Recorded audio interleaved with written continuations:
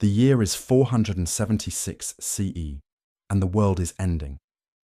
Not in fire or flood, but in the slow, inevitable collapse of the greatest empire humanity has ever known. The Western Roman Empire, that colossus which had straddled the Mediterranean for centuries, finally exhales its last breath as a Germanic chieftain named Odoacer removes the final emperor from his throne. The legions that once marched in perfect formation across 3 continents fall silent. The roads that connected distant provinces to the eternal city grow empty. The administrative machinery that had governed millions simply stops turning.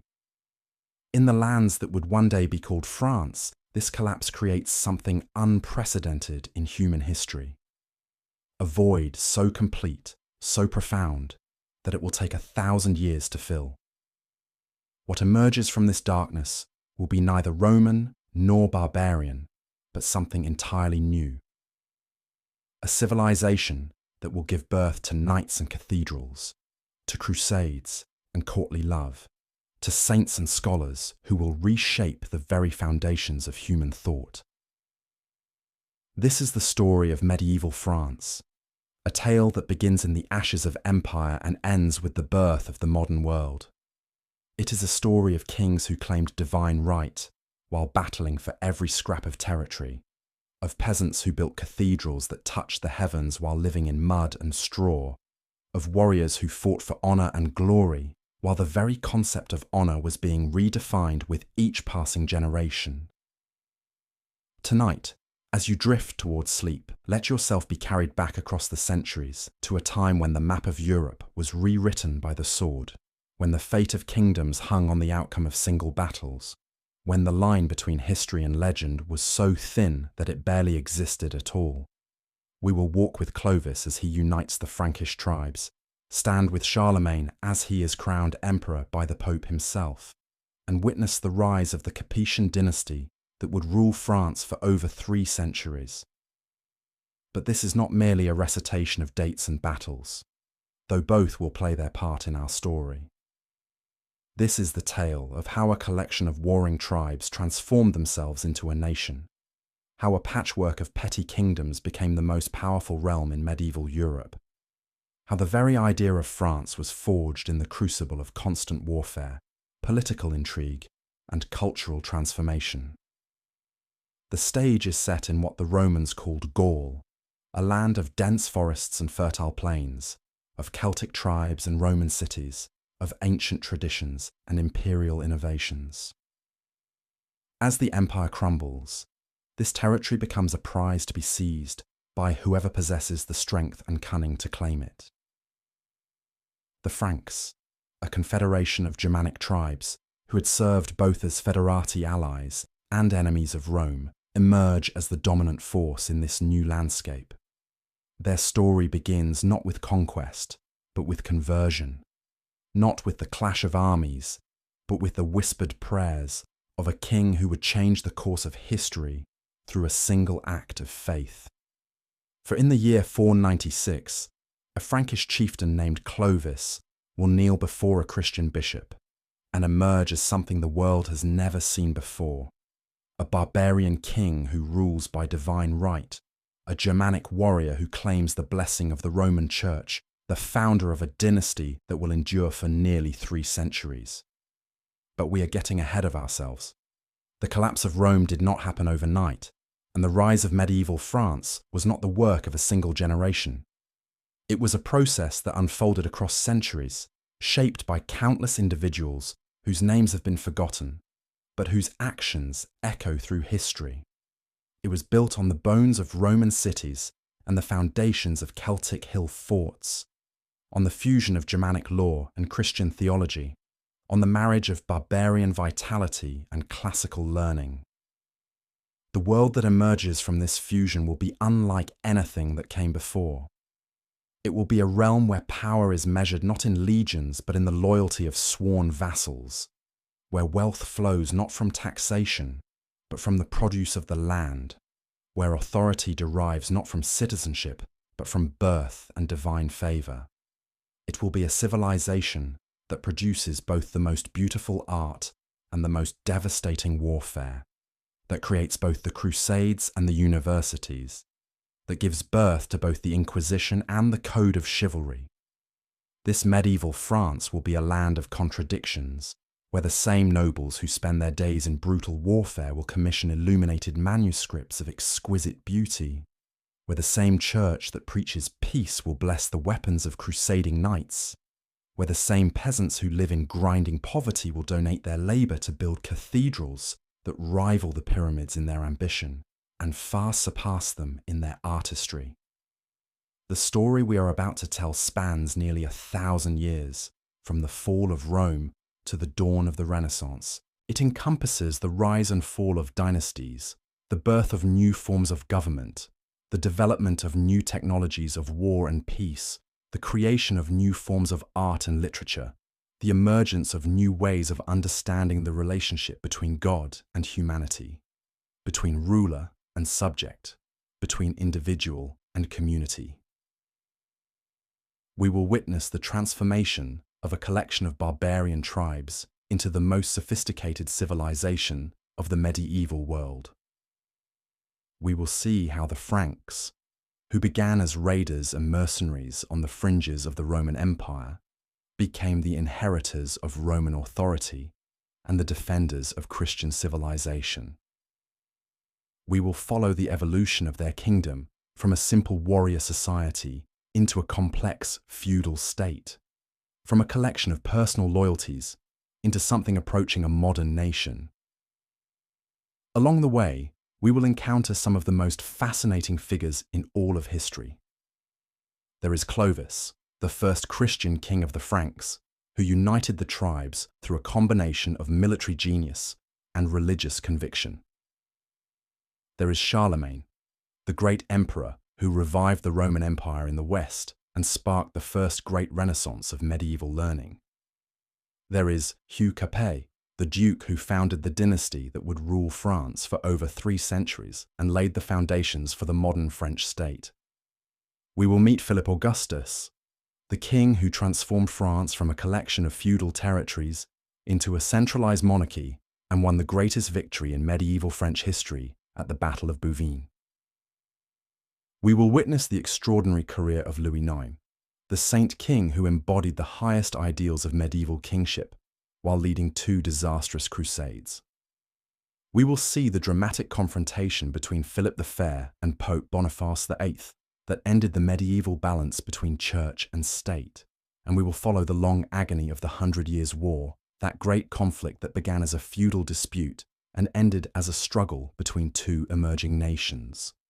We will see how the English victories at Crécy and Poitiers brought France to the brink of collapse, how the madness of Charles VI plunged the kingdom into civil war, how the intervention of Joan of Arc turned the tide of battle and gave birth to French national consciousness.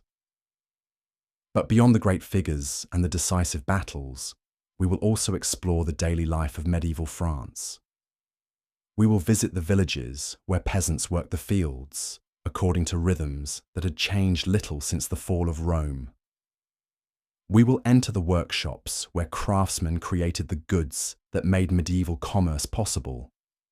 We will climb the walls of the castles where nobles lived, lives of luxury built on the labour of their subjects. We will walk the streets of Paris as it grows from a small island settlement to the largest city in Europe. We will enter the great Cathedral of Notre Dame as it rises stone by stone over the course of 2 centuries. We will attend the University of Paris as it becomes the intellectual centre of the medieval world. We will witness the birth of Gothic architecture, the development of scholastic philosophy, the creation of vernacular literature. This is a story of transformation on every level: political, social, economic, cultural, and spiritual. It is the story of how medieval France became the laboratory where the modern world was forged, where new forms of government were tested, where new relationships between rulers and subjects were established, where new ways of understanding the human condition were developed. The journey we are about to undertake will carry us through dark forests and bright clearings, through periods of chaos and moments of unprecedented achievement.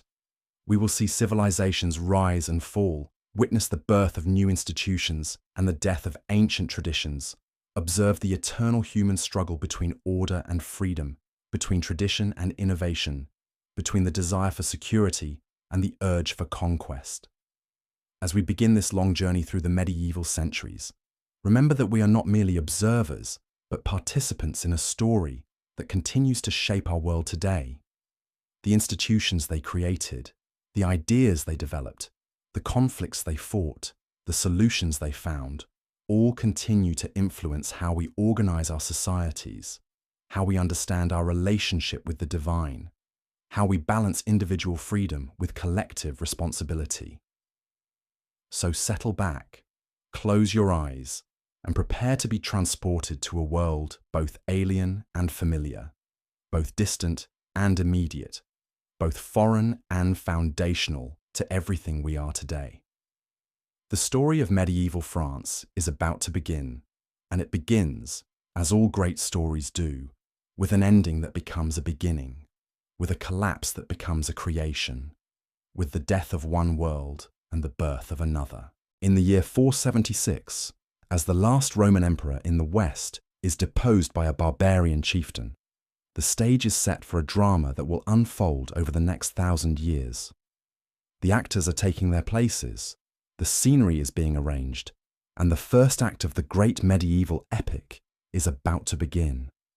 The lights are dimming on the ancient world, and somewhere in the darkness, the future is waiting to be born. The silence that followed Rome's fall was not empty, but pregnant with possibility.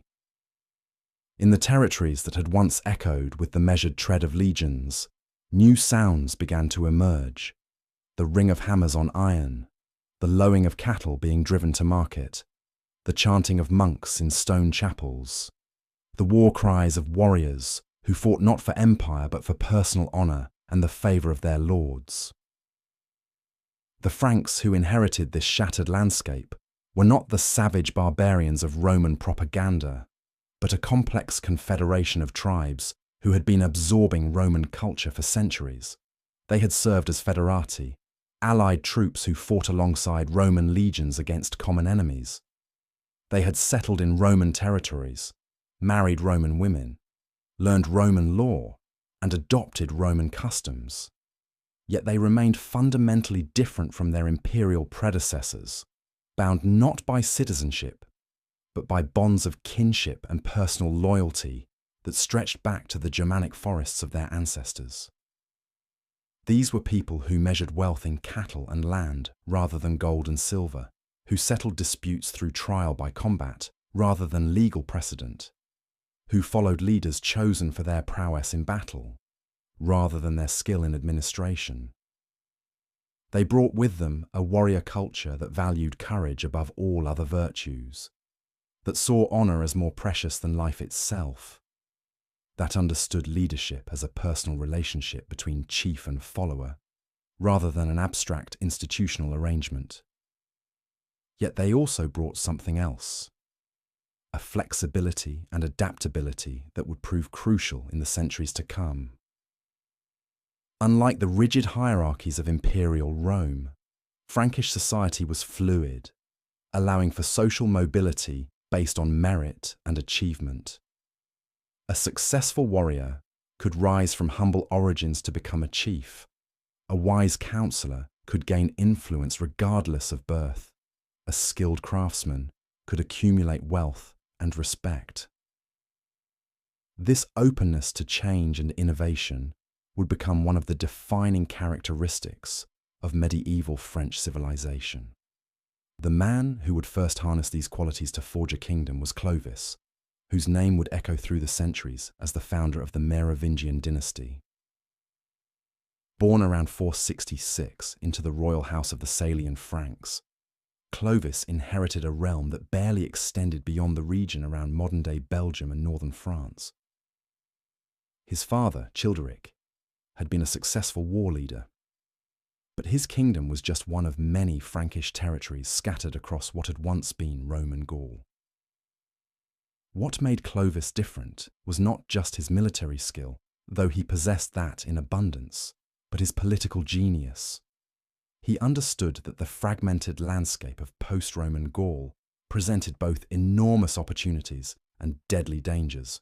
The old imperial administration had collapsed, leaving a patchwork of competing authorities: Visigothic kings in the south, Burgundian nobles in the east, Roman generals clinging to power in isolated cities, and rival Frankish chiefs controlling their own territories. It was a world where the strong preyed upon the weak, where today's ally could become tomorrow's enemy, where survival depended on the ability to adapt quickly to changing circumstances. Clovis began his rise to power in 481, when he was still barely 15 years old. The boy king faced immediate challenges that would have overwhelmed a lesser leader. His realm was surrounded by enemies, his treasury was nearly empty, and his authority was questioned by rival claimants within his own family. Yet Clovis possessed something that his enemies lacked: an intuitive understanding of the new world that was emerging from the ruins of the old. His first great victory came at the Battle of Soissons in 486, where he defeated Syagrius, the last Roman general to maintain independent authority in northern Gaul. This victory was significant not just for its military consequences, but for what it symbolized: the final end of Roman power in the region and the emergence of the Franks as the dominant force in the territories that would become France. The battle also revealed Clovis's tactical brilliance and his ability to inspire fierce loyalty in his followers. But military conquest was only the beginning of Clovis's strategy. He understood that lasting power required more than victory in battle. It demanded legitimacy, the acceptance of his authority by the diverse populations he sought to rule. In a world where the old Roman structures of law and administration had collapsed, where could such legitimacy be found? Clovis found his answer in an institution that had not only survived the fall of Rome, but had actually grown stronger in the chaos that followed: the Christian Church. The conversion of Clovis to Christianity around 496 was one of the most consequential events in medieval history. Unlike many of his barbarian contemporaries who had adopted Arianism, a form of Christianity that denied the full divinity of Christ, Clovis embraced the Nicene Christianity of Rome and Constantinople. This decision was influenced by his wife Clotilde, a Burgundian princess who was already a Christian, but it was also a calculated political move that would have profound consequences for the future of France. By converting to Orthodox Christianity, Clovis aligned himself with the most powerful surviving institution of the ancient world. The Church provided him with a ready-made administrative structure, a literate class of administrators, and most importantly, a source of legitimacy that transcended tribal loyalties.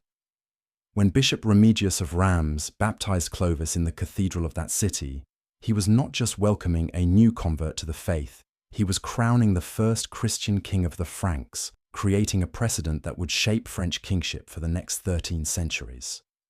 The immediate practical benefits of conversion were enormous. The Gallo-Roman population, which had remained largely Christian under barbarian rule, now had a king who shared their faith.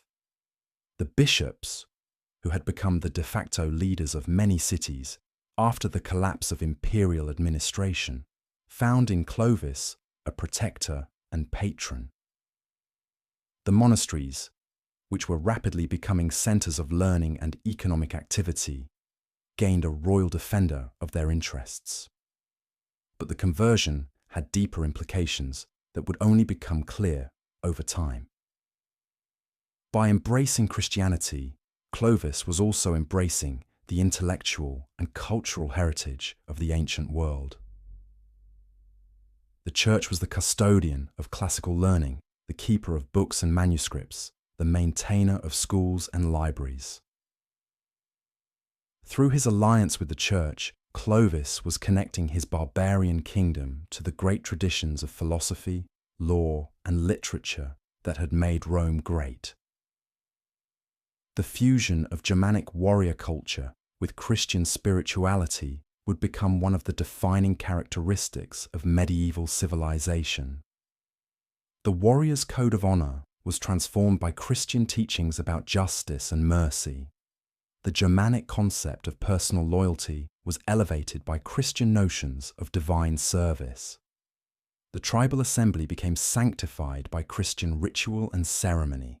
Out of this fusion emerged new forms of kingship, new concepts of law, new understanding of the relationship between ruler and subject. Clovis's successors, known to history as the Merovingian dynasty, would rule the Frankish kingdom for nearly 3 centuries.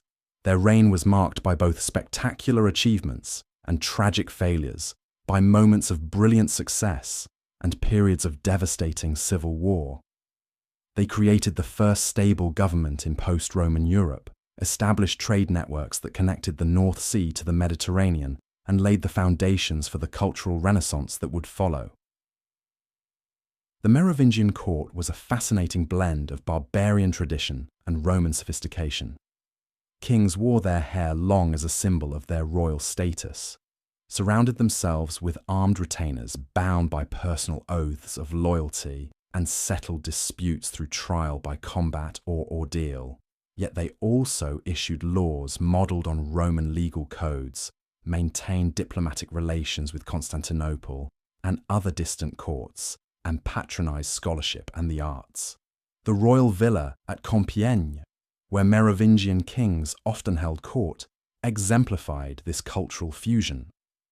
Built in the Roman style with elaborate mosaics and heated baths, it was also equipped with a great hall where the king could feast with his warriors, a treasury where tribute and plunder were stored, and quarters for the royal household that included not just family members, but also advisors, servants, and craftsmen from across the known world. The Merovingian economy was based primarily on agriculture, but it was far more sophisticated than is often imagined.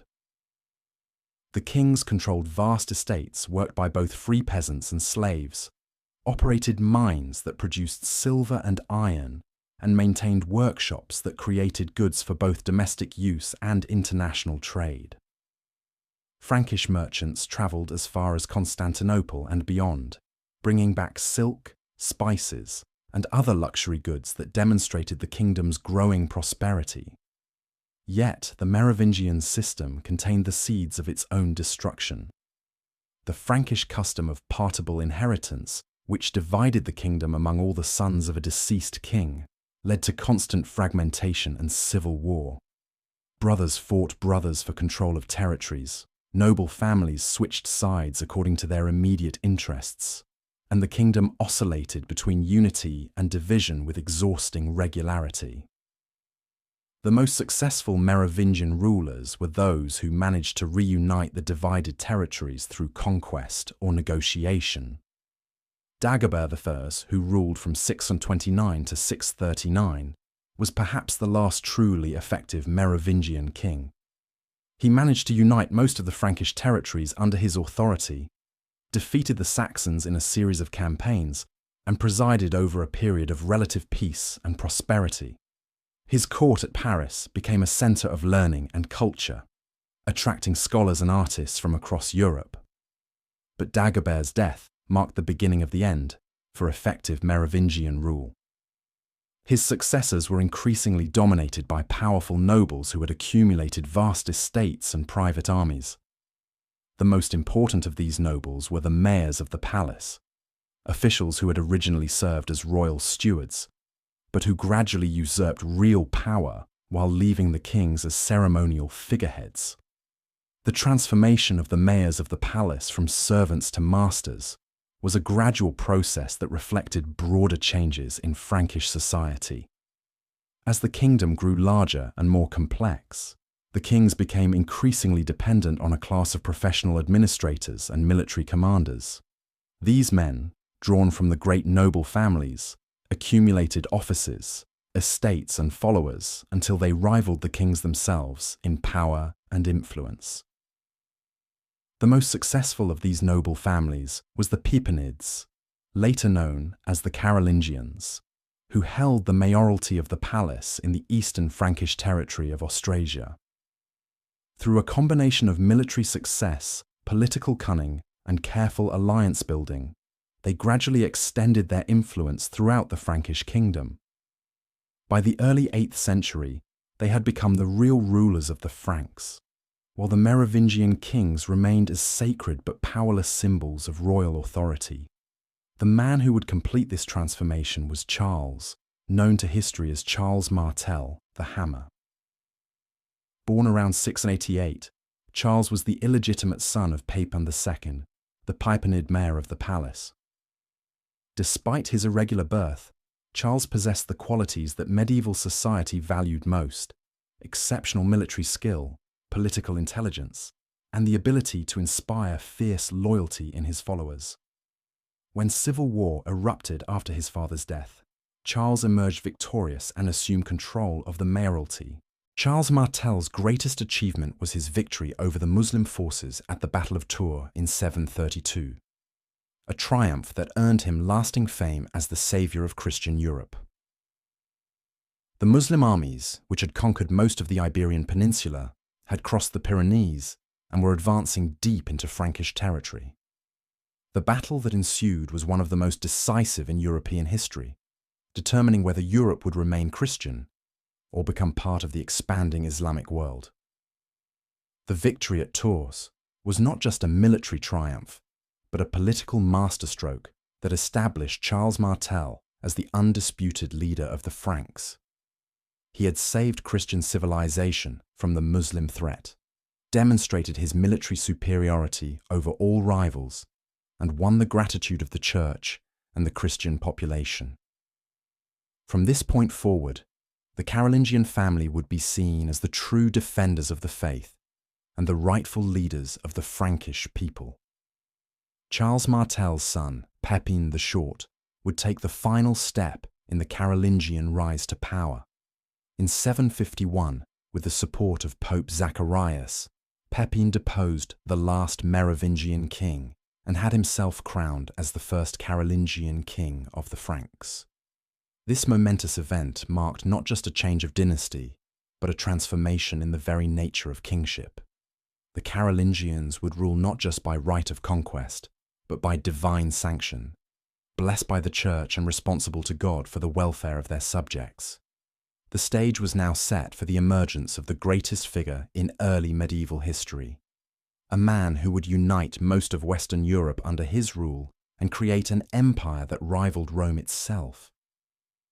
The son of Pepin the Short would become known to history as Charlemagne, and his reign would mark the beginning of a new chapter in the story of medieval France, one that would see the barbarian kingdoms of the post-Roman world transformed into the foundation of modern European civilization. The crown that rested on Pepin the Short's head was more than mere gold and jewels. It was the symbol of a revolution that would reshape the very foundations of European power. When the Pope's sacred oil touched his brow in 751, it created something unprecedented: a barbarian king who ruled by divine right, a Germanic warrior who claimed the blessing of Rome's successor, the founder of a dynasty that would dominate Europe for centuries to come. Yet even as Pepin consolidated his newfound royal authority, forces were already in motion that would elevate his house to heights that dwarfed even his own considerable achievements. In the royal palace at Aachen, a child was growing to manhood who would become the most powerful ruler since Augustus Caesar, a figure so towering that his very name would become synonymous with imperial greatness. Charles, the eldest son of Pepin the Short, would grow up to become Charlemagne, and his reign would mark the true beginning of medieval Europe's golden age. The world that awaited this future emperor was one of extraordinary complexity and opportunity. The collapse of the Western Roman Empire had created a power vacuum that extended far beyond the borders of the Frankish kingdom. In Italy, the Lombards had established their own kingdom, but faced constant pressure from the Byzantine Empire and the growing temporal power of the Pope. In Spain, the Umayyad Caliphate ruled a brilliant but isolated Islamic civilization that had little contact with the Christian kingdoms to the north.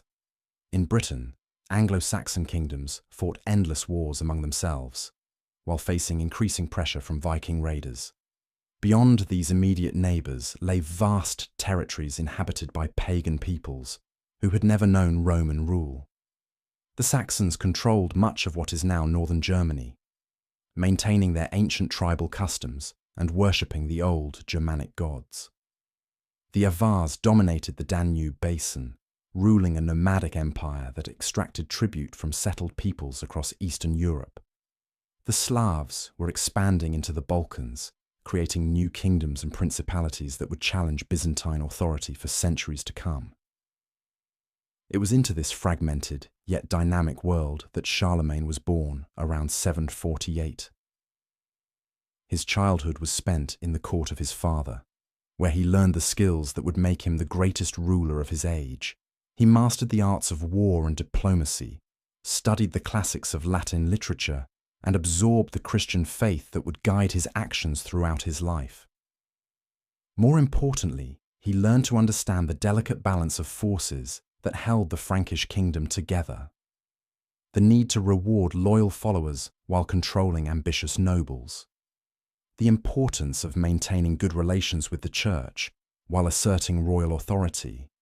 The challenge of governing diverse populations with different laws and customs. When Pepin the Short died in 768, his kingdom was divided between his two sons, according to Frankish custom. Charles received the northern and western territories, while his younger brother Carloman inherited the southern and eastern regions. This division might have led to the kind of civil war that had plagued the Merovingian dynasty, but fate intervened in the form of Carloman's sudden death in 771. Charles moved quickly to claim his brother's inheritance, and for the first time in generations, the entire Frankish kingdom was united under a single ruler. The reunification of the Frankish kingdom under Charlemagne's sole authority marked the beginning of an era of expansion that would transform the map of Europe. Unlike his predecessors, who had been primarily concerned with defending their territories against external threats, Charlemagne possessed both the vision and the resources to pursue a systematic program of conquest and conversion. His armies would march to the four corners of the known world, carrying the banners of Christianity and Frankish power to peoples who had never submitted to any foreign authority.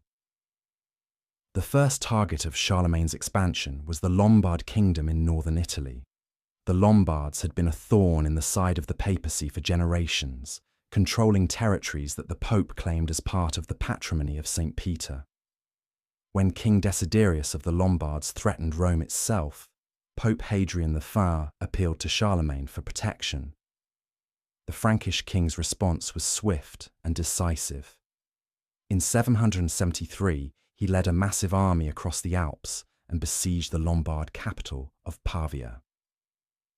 The siege of Pavia lasted for 10 months, during which Charlemagne demonstrated both his military skill and his political acumen. Rather than simply destroying the Lombard kingdom, he sought to integrate it into his expanding empire. He married Desiderius's daughter, negotiated with Lombard nobles who were willing to submit to his authority, and carefully preserved the administrative structures that had made the Lombard kingdom function. When Pavia finally fell in 774, Charlemagne didn't just conquer the Lombards, he became their king, adding the Iron Crown of Lombardy to his growing collection of royal titles. The conquest of the Lombard kingdom was significant not just for its immediate military consequences, but for what it revealed about Charlemagne's imperial vision. Unlike the barbarian kings who had preceded him, Charlemagne understood that lasting power required more than military victory. He needed to create institutions that could govern diverse populations, laws that could maintain order across vast territories, and a culture that could unite peoples of different backgrounds under a common identity. The administrative system that Charlemagne developed to govern his expanding empire was a masterpiece of medieval statecraft. He divided his territories into counties, each governed by a count who served as both military commander and chief administrator. These counts were drawn from the ranks of the Frankish nobility, but they were also closely supervised by royal officials called missi dominici, who travelled throughout the empire to ensure that royal commands were being obeyed and that justice was being administered fairly. The legal system that emerged under Charlemagne's rule was equally innovative. Rather than imposing a single code of law on all his subjects, he allowed different peoples to maintain their traditional legal customs while creating royal courts that could hear appeals and resolve disputes between different communities. This system of legal pluralism was both practical and symbolic. It acknowledged the diversity of the empire while asserting the ultimate authority of the emperor. Yet Charlemagne's greatest conquests were still to come. To the east of the Frankish kingdom lay the lands of the Saxons, a fierce Germanic people who had successfully resisted both Roman and Frankish expansion for centuries. The Saxons were not just political enemies, they were religious opponents who worshipped the old Germanic gods and actively resisted Christian missionary efforts. Their conquest would require not just military victory, but cultural transformation, the conversion of an entire people from paganism to Christianity. The Saxon Wars, which lasted from 772 to 804, were among the longest and most brutal conflicts of the early medieval period. The Saxons, led by their chief Widukind, proved to be formidable opponents who used guerrilla tactics and their knowledge of the local terrain to frustrate Frankish attempts at conquest. Time and again, Charlemagne's armies would defeat Saxon forces in open battle, only to find themselves facing renewed resistance as soon as they withdrew. The turning point came in 782 at the Massacre of Verdun, where Charlemagne ordered the execution of 4,500 Saxon prisoners who had been accused of rebellion. This act of terrible severity shocked even his own supporters, but it also demonstrated his absolute determination to complete the conquest of Saxony. The message was clear. Resistance to Frankish rule and Christian conversion was not just political rebellion, but a crime against God himself. The final submission of the Saxons came in 804, when Widukind himself accepted baptism and acknowledged Charlemagne as his overlord. The ceremony took place in the royal chapel at Aachen, where the Saxon chief knelt before the Frankish emperor and received the waters of baptism from the hands of Christian priests. It was a moment of profound symbolic importance. The last great pagan people of Central Europe had been brought into the Christian fold, and Charlemagne's empire now extended from the Atlantic Ocean to the Elbe River. But even as Charlemagne was completing his conquest of the Saxons, he was opening new fronts in his endless campaign of expansion. To the south, across the Pyrenees, lay the Islamic kingdom of Al-Andalus, a sophisticated civilization that controlled most of the Iberian Peninsula. The Muslims had been largely content to remain south of the mountains, but internal conflicts within their kingdom created opportunities for Frankish intervention. The Spanish March, as historians would later call Charlemagne's campaigns in Spain, began in 778 with a massive expedition that aimed to establish Frankish control over the territories south of the Pyrenees. The campaign was only partially successful, but it established a pattern of expansion that would continue for generations. Frankish forces gradually pushed southward, establishing fortified settlements and converting local populations to Christianity. The process was slow and often bloody, but it extended Charlemagne's authority deep into territories that had been under Islamic control for nearly a century. The most famous episode of the Spanish campaigns was the Battle of Roncevaux Pass, where Charlemagne's rearguard was ambushed and destroyed by Basque forces as the Frankish army retreated from Spain. Among the dead was Roland, the emperor's nephew, whose heroic last stand would become the subject of one of the greatest epic poems of the medieval period. The Song of Roland, composed centuries later, transformed a minor military defeat into a glorious tale of Christian heroism and sacrifice, demonstrating how Charlemagne's reign was already becoming the stuff of legend. To the east, Charlemagne's forces were equally active, pushing into the lands of the Avars, a nomadic people who had established a powerful empire in the Danube basin. The Avar Wars, fought between 791 and 796, resulted in the complete destruction of the Avar kingdom and the capture of enormous quantities of gold and silver that had been accumulated over centuries of tribute collection. The wealth seized from the Avars funded Charlemagne's building projects and military campaigns for decades to come. The systematic expansion of Charlemagne's empire was accompanied by an equally systematic effort to spread Christianity throughout the conquered territories. The emperor understood that religious conversion was essential to political integration, that pagan peoples could never be fully trusted as subjects of a Christian empire. He established bishoprics in newly conquered territories, built churches and monasteries, and required all his subjects to accept baptism or face severe penalties. The Christianization of Charlemagne's empire was not just a matter of religious policy, but also a crucial element of cultural transformation. Christianity brought with it Latin literacy, Roman law, and the intellectual traditions of the ancient world. Pagan peoples who accepted Christian baptism were also accepting membership in a civilization that stretched back to the time of Christ himself. They were becoming part of a community that transcended tribal boundaries and national identities. The culmination of Charlemagne's career came on Christmas Day in the year 800, when Pope Leo III placed an imperial crown on his head in the Basilica of St. Peter's in Rome. The ceremony was carefully planned to evoke memories of the ancient Roman Empire, while asserting the Christian character of the new imperial order. Charlemagne was not just another barbarian king, he was the successor to Augustus and Constantine, the ruler of a revived Roman Empire that would be both Christian and eternal. The imperial coronation was a moment of extraordinary symbolic power that resonated throughout medieval Europe. For the first time since the fall of the Western Roman Empire, a single ruler claimed authority over most of the former imperial territories. The empire that Charlemagne had created stretched from the Atlantic Ocean to the Elbe River, from the North Sea to the Mediterranean, encompassing most of what would become modern France, Germany, Italy, and the Low Countries. Yet the new empire was fundamentally different from its Roman predecessor. Where Rome had been built on the foundation of urban civilization and imperial law, Charlemagne's empire was based on personal loyalty and Christian faith. Where Roman emperors had ruled through a professional bureaucracy, Charlemagne governed through a network of noble followers who owed him personal allegiance.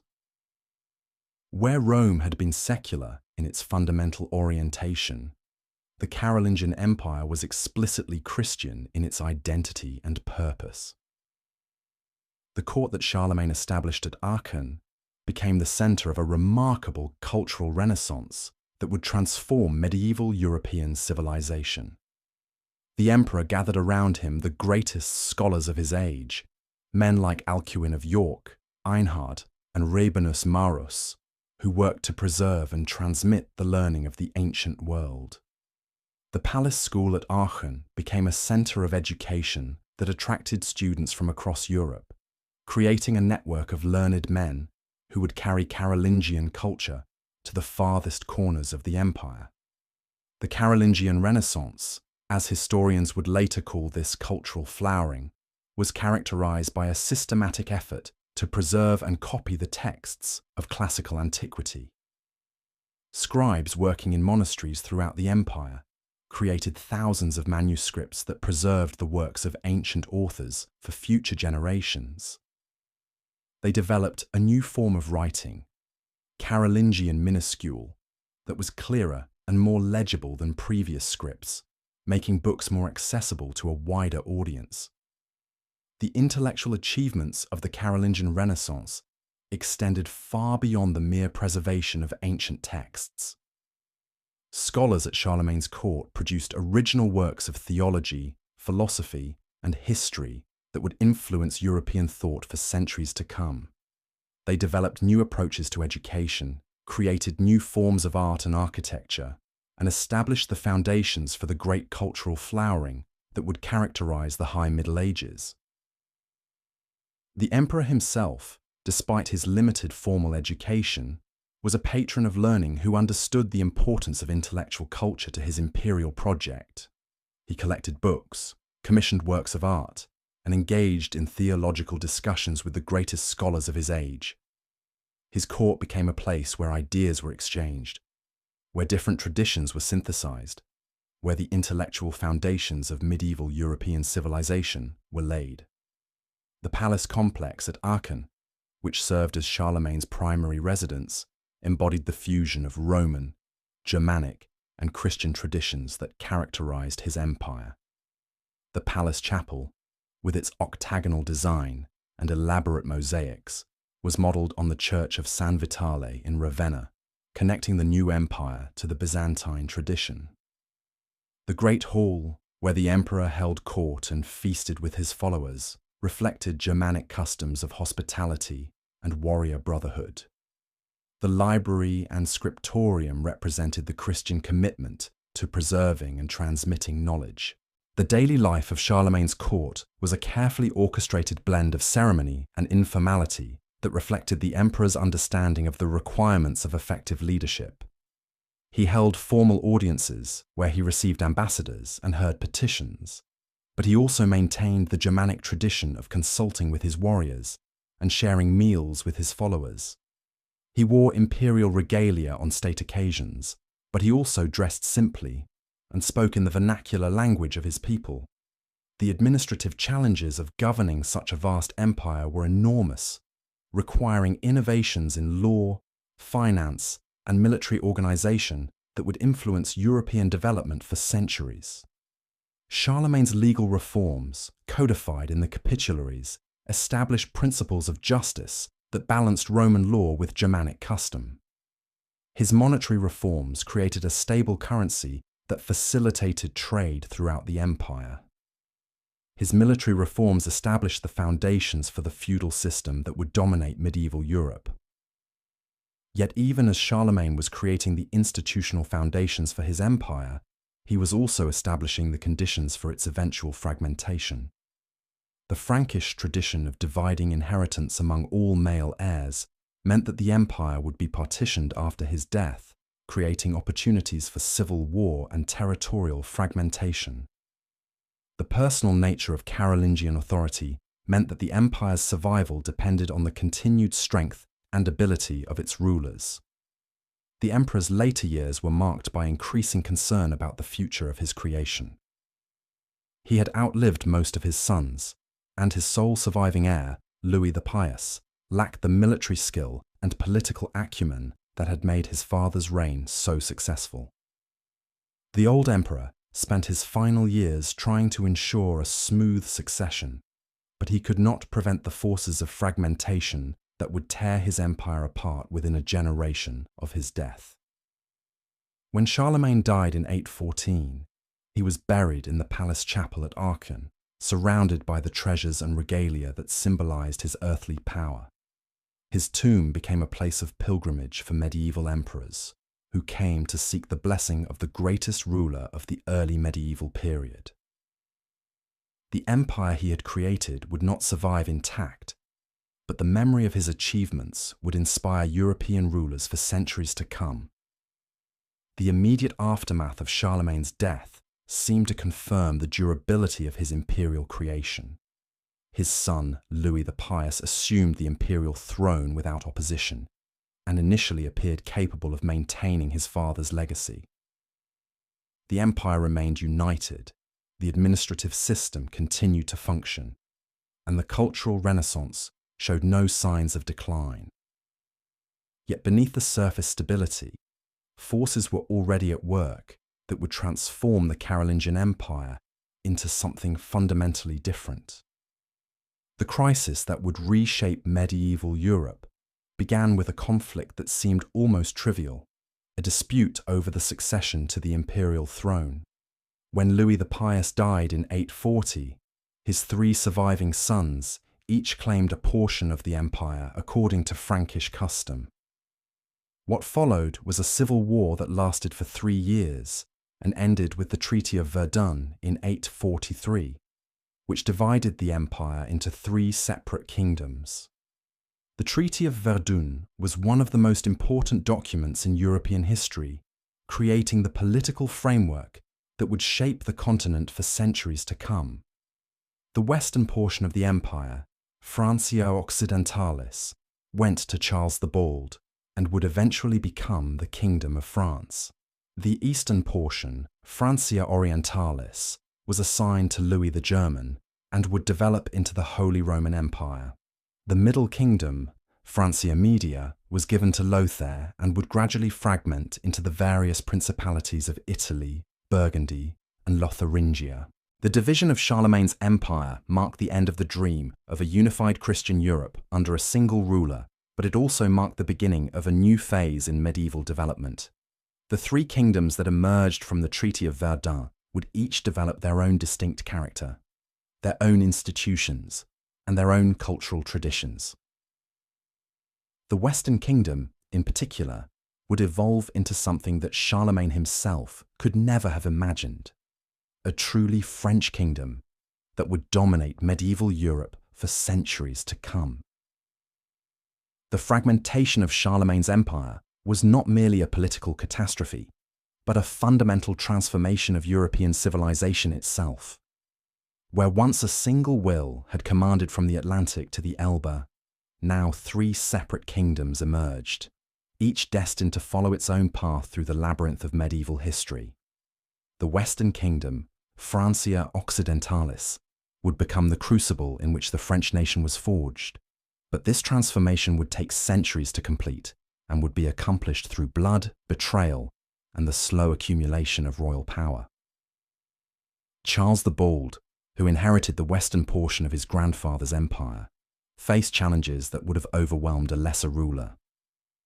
His kingdom was a patchwork of competing authorities, where great nobles ruled their territories like independent princes, where Viking raiders struck at will along the coasts and rivers, where the very concept of central authority had been weakened by decades of civil war. The royal domain itself was pitifully small, consisting of little more than the area around Paris and a few scattered possessions elsewhere. Beyond these narrow boundaries, the king's authority was more theoretical than real. Yet Charles the Bald possessed something that his enemies lacked: legitimacy. He was the anointed king, blessed by the church and recognized by the great nobles as their overlord, even if they chose to ignore his commands. This legitimacy would prove to be a powerful weapon in the hands of his successors, who would use it to gradually expand royal authority over the course of centuries. The process would be slow and often violent, but it would ultimately transform a weak medieval kingdom into the most powerful state in Europe. The immediate threat to Charles's kingdom came not from rebellious nobles, but from the sea. The Vikings, those fearsome warriors from the northern lands, had discovered that the rich monasteries and defenseless towns of Francia offered plunder beyond their wildest dreams. Their longships appeared without warning on the Seine, the Loire, and the Garonne, carrying death and destruction to communities that had known peace for generations. The raiders were not mere bandits, but skilled warriors who understood the art of war better than most of their victims.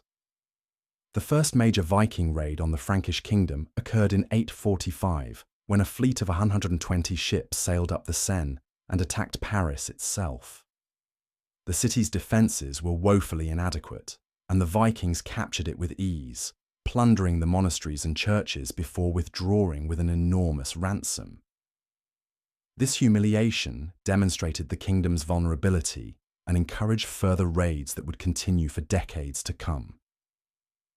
The Viking threat was not just military, but psychological.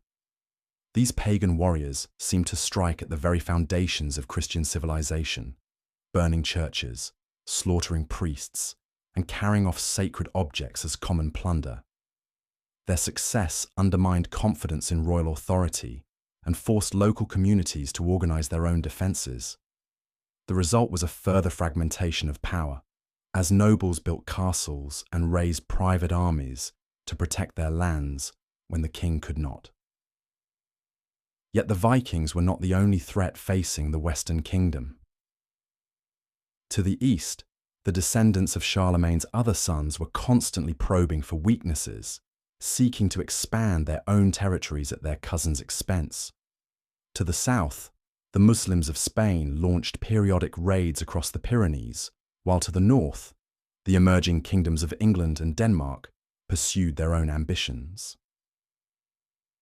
The Western Kingdom was surrounded by enemies, and its survival was far from certain. The response to these multiple threats revealed both the weaknesses and the strengths of the post-Carolingian system. The weaknesses were obvious. The kingdom lacked the resources and organization necessary to defend its vast frontiers against multiple enemies. The royal army was small and poorly equipped. The treasury was nearly empty, and the administrative system was breaking down under the pressure of constant warfare. Many observers predicted that the kingdom would fragment into a collection of independent principalities, following the pattern that had already begun in the Eastern territories. But the kingdom also possessed hidden strengths that would become apparent only over time. The church remained a unifying force that transcended local loyalties and provided a common identity for all Christians. The legal system, based on Carolingian precedents, continued to function even when royal authority was weak. Most importantly, the idea of kingship itself retained its power to inspire loyalty and legitimacy, even when individual kings were unable to enforce their will. The transformation of the Western Kingdom from a weak successor state to a powerful monarchy began with the gradual accumulation of royal power under a series of capable rulers. The process was neither linear nor inevitable, but it was persistent. Each generation of kings managed to expand royal authority a little further, to bring a few more nobles under direct royal control, to establish new sources of revenue and military strength. The kingdom that emerged from this long process would be fundamentally different from Charlemagne's empire, but it would also be more durable and more distinctly French. The key to this transformation was the development of new forms of political organization that were better suited to the realities of medieval society. The Carolingian system had been based on the assumption that a single ruler could effectively govern vast territories through personal charisma and administrative efficiency. When that assumption proved false, it became necessary to create new institutions that could function even when the king was weak or absent. The feudal system that emerged from the ruins of the Carolingian Empire was not a deliberate creation, but an organic response to the need for local security and governance. Great nobles, faced with the collapse of central authority, began to offer protection and land to lesser men in exchange for military service and personal loyalty. These relationships, formalized through ceremonies of homage and fealty, created a hierarchy of mutual obligations that extended from the king at the top to the humblest knight at the bottom. The feudal system has often been criticized as chaotic and inefficient, but it possessed certain advantages that made it well suited to the conditions of early medieval Europe. It was flexible enough to adapt to local conditions, strong enough to provide effective military defense, and personal enough to inspire genuine loyalty. Most importantly, it preserved the principle of hierarchy and authority, even when central government was weak, creating a framework within which royal power could eventually be rebuilt. The process of feudalization was gradual and varied considerably from region to region. In some areas, powerful nobles established virtual independence from royal authority, ruling their territories like sovereign princes. In others, the king managed to maintain more direct control, using a combination of military force, political manipulation, and religious sanction to keep the nobles in line. The result was a complex patchwork of competing authorities that would characterize medieval France for centuries to come. The Vikings, who had initially appeared as destroyers of civilization, gradually became part of the feudal system themselves. Some raiders settled permanently in the territories they had conquered, adopting Christianity and French customs while maintaining their military traditions. The most successful of these settlements was established by a Norse chieftain named Rollo, who in 911 received a grant of land from Charles the Simple in exchange for defending the Seine Valley against other Viking raiders. This territory, known as Normandy, would become one of the most powerful duchies in medieval France, and would eventually produce the conquerors of England. The integration of the Vikings into Frankish society was a remarkable example of medieval Europe's capacity for cultural adaptation. Within a few generations, the descendants of pagan raiders had become Christian knights, French speakers, and loyal vassals of the crown. They brought with them new military techniques, new forms of organization, and new perspectives on governance that enriched the developing French civilization. The process was not without conflict, but it demonstrated the ability of medieval society to transform enemies into allies through the power of shared institutions and common interests. The religious dimension of this transformation was crucial to its success. The Church provided not just spiritual guidance, but also practical assistance in the process of integration. Bishops and abbots served as mediators between different communities. Missionaries spread Christian teachings among pagan settlers, and monasteries provided education and administrative services that helped to create a common culture. The alliance between church and state that had been established under Charlemagne continued to function even when royal authority was weak, providing stability and continuity in an age of chaos. The monastic movement, in particular, played a vital role in preserving and transmitting the cultural achievements of the Carolingian Renaissance. Monasteries served as centers of learning where ancient texts were copied and preserved, where new works of theology and philosophy were composed, where the skills of reading and writing were maintained during the darkest periods of the early Middle Ages. The great monastic centre at Cluny, founded in 910, became the headquarters of a reform movement that spread throughout Europe and helped to revitalize the spiritual and intellectual life of the Church. The economic foundation of the emerging feudal system was agriculture, but it was agriculture organized along new lines that reflected the changed political circumstances. The great estates of the Carolingian period were gradually replaced by smaller holdings that could be more easily defended and administered. The manor, a self-contained agricultural unit that included the lord's residence, the peasant village, and the surrounding fields, became the basic unit of economic organization. This system provided security for the peasants and income for the nobles, while also creating the agricultural surplus that supported the warriors and priests who defended and governed medieval society. The peasants who worked these manors were not slaves in the classical sense, but they were not free either. They were bound to the land by various forms of legal obligation that limited their mobility and required them to provide labour services to their lords. This system of serfdom, as it came to be known, was often harsh and oppressive, but it also provided a measure of security and stability that was precious in an age of constant warfare and uncertainty. The peasants received protection from their lords, access to land for their own subsistence, and a place in the social hierarchy that, while humble, was nevertheless recognized and respected. The towns and cities that had flourished under Charlemagne's rule initially suffered greatly from the collapse of central authority and the disruption of trade networks.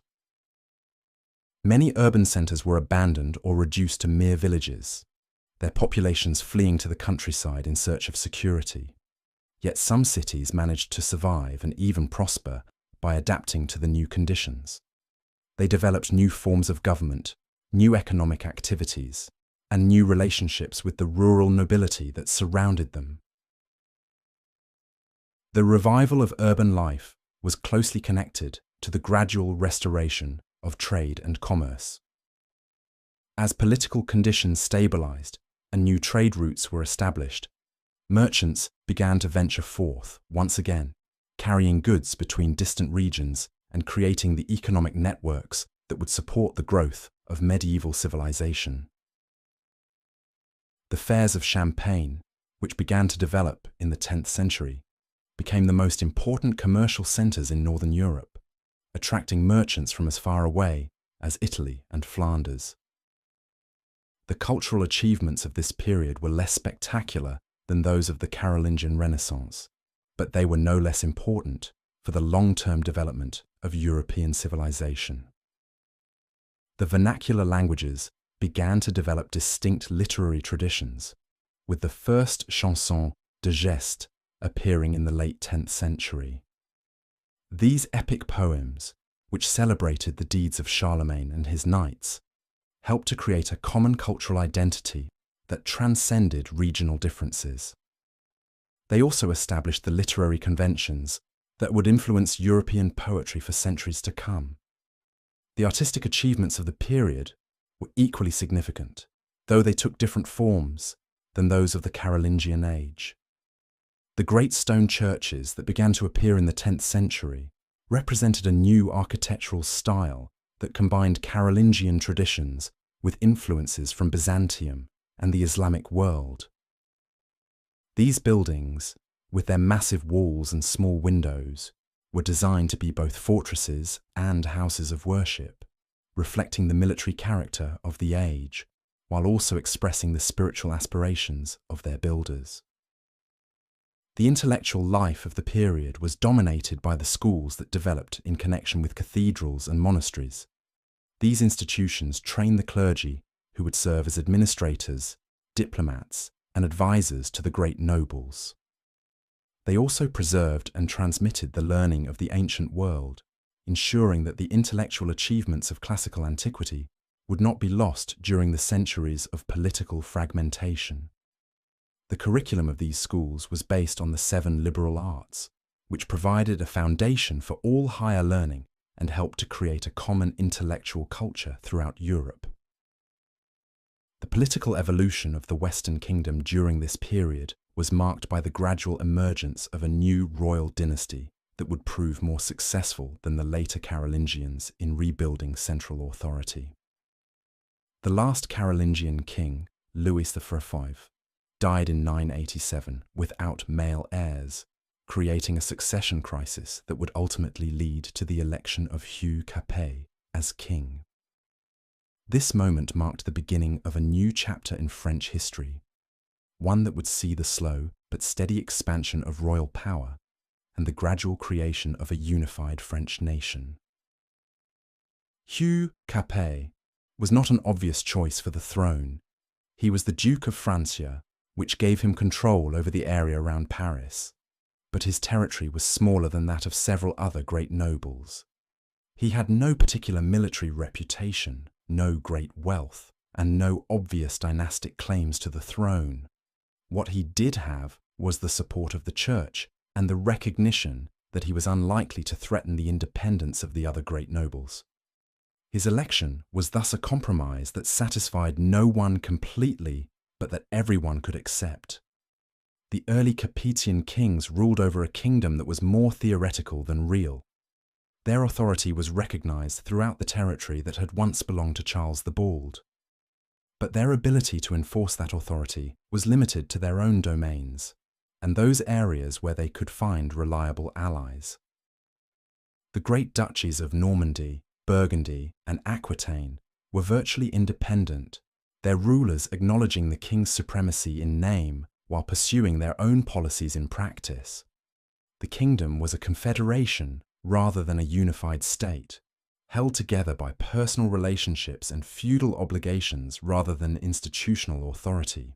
Yet the Capetian dynasty possessed certain advantages that would prove crucial to its long-term success. The principle of hereditary succession, which had been established by the later Carolingians, meant that each new king could claim the throne by right of birth rather than through election. This reduced the opportunities for succession disputes and gave the dynasty a stability that had been lacking in the later Carolingian period. The Church, which had supported Hugh Capet's election, continued to provide legitimacy and practical assistance to his successors.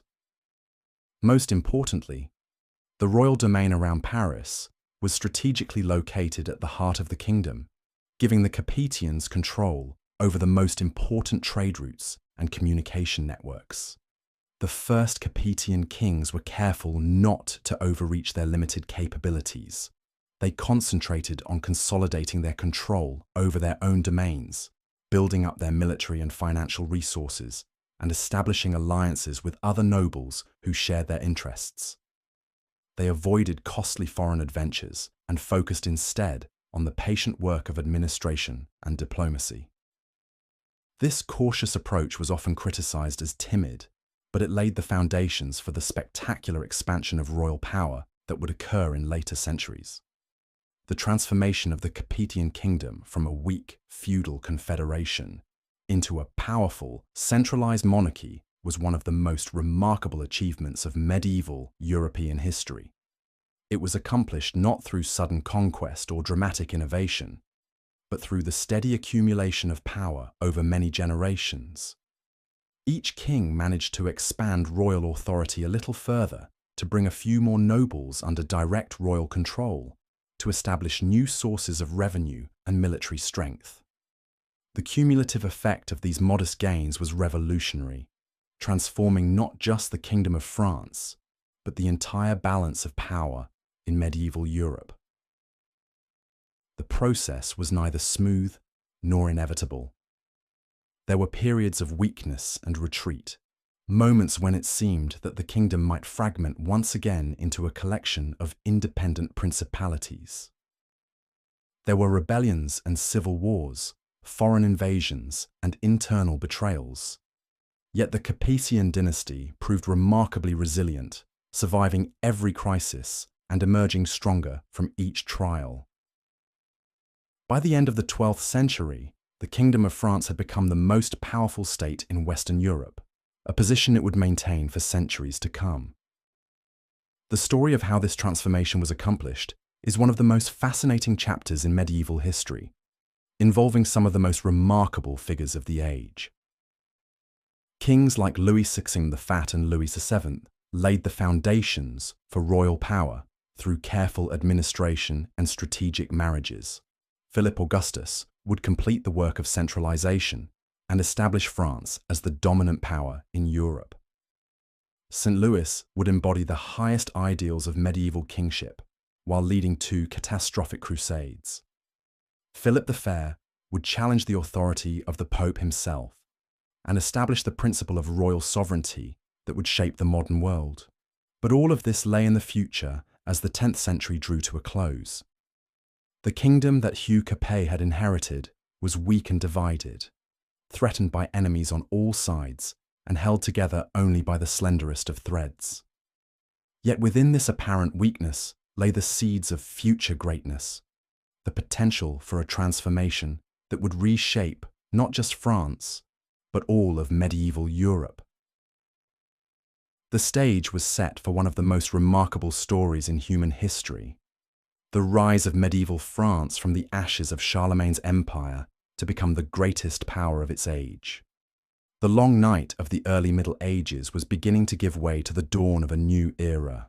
The foundations had been laid, the institutions had been established, and the forces that would shape the future were beginning to stir. The Kingdom of France was about to embark on its greatest adventure, a journey that would carry it from the margins of European civilization to the very center of medieval power and glory. The 1,000-year journey toward French greatness began not with grand gestures or dramatic proclamations, but with the quiet accumulation of power in the hands of men who understood that true strength comes from patience, persistence, and the ability to see opportunity where others see only chaos. Hugh Capet, the first Capetian king, possessed none of the obvious qualifications for greatness. He commanded no vast armies, controlled no enormous territories, and claimed no divine mandate for his rule. Yet he possessed something far more valuable: the wisdom to recognize that in a world of competing ambitions and conflicting loyalties, survival belonged to those who could adapt, compromise, and endure. The kingdom that Hugh Capet inherited in 987 was a shadow of Charlemagne's mighty empire, a collection of territories held together by little more than shared memories and fading obligations.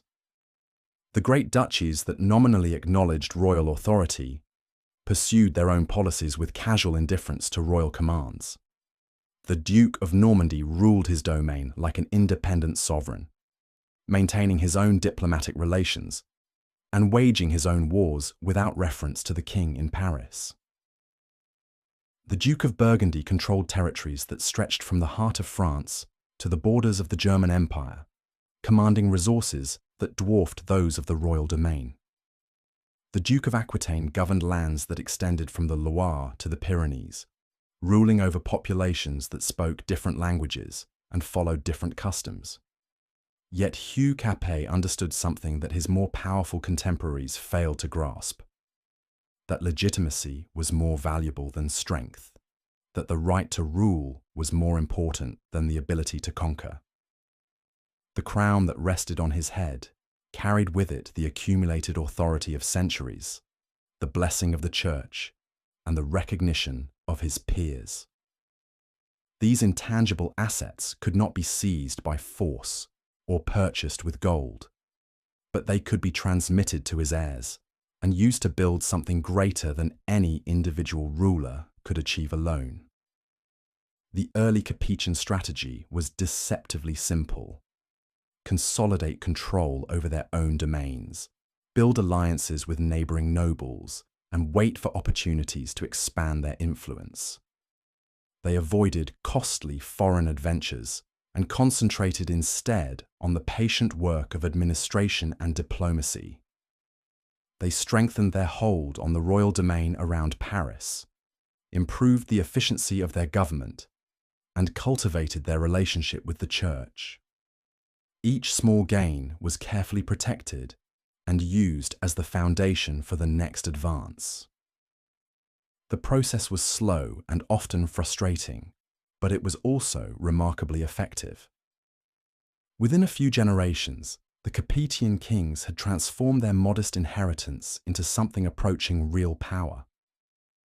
They had extended their direct control over an ever-widening circle of territories, brought increasing numbers of nobles under their authority, and established themselves as the undisputed leaders of French society.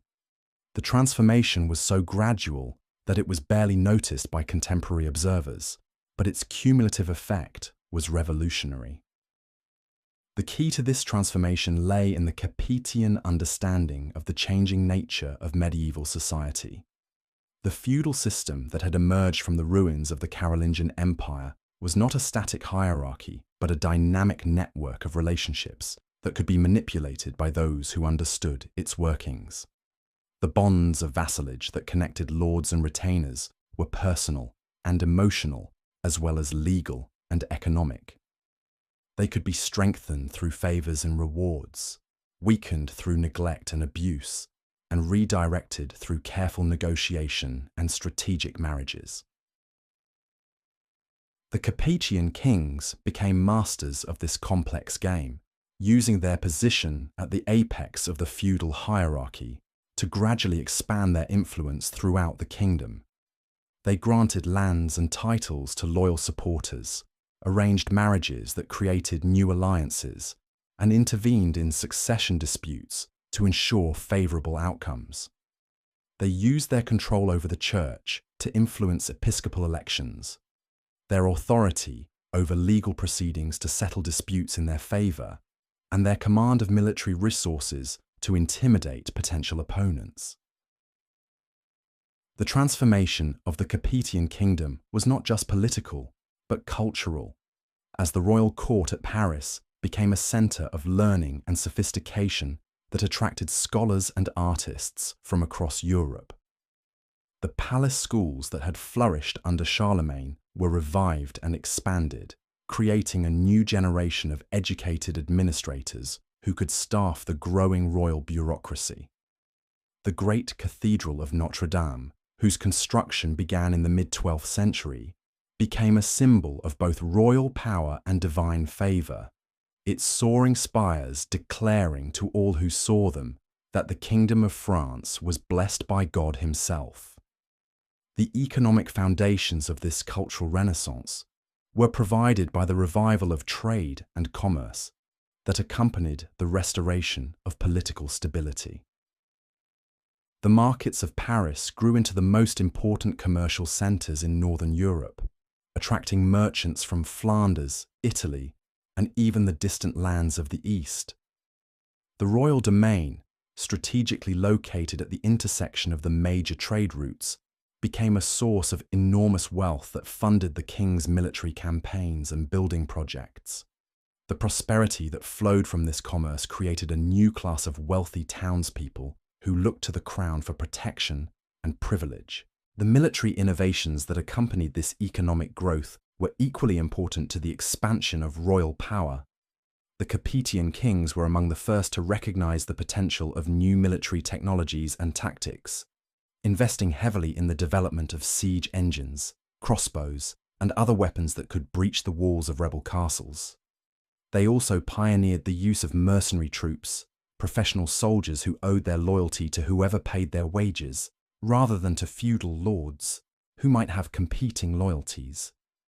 These innovations gave the royal army a decisive advantage over traditional feudal levies and made resistance to royal authority increasingly futile.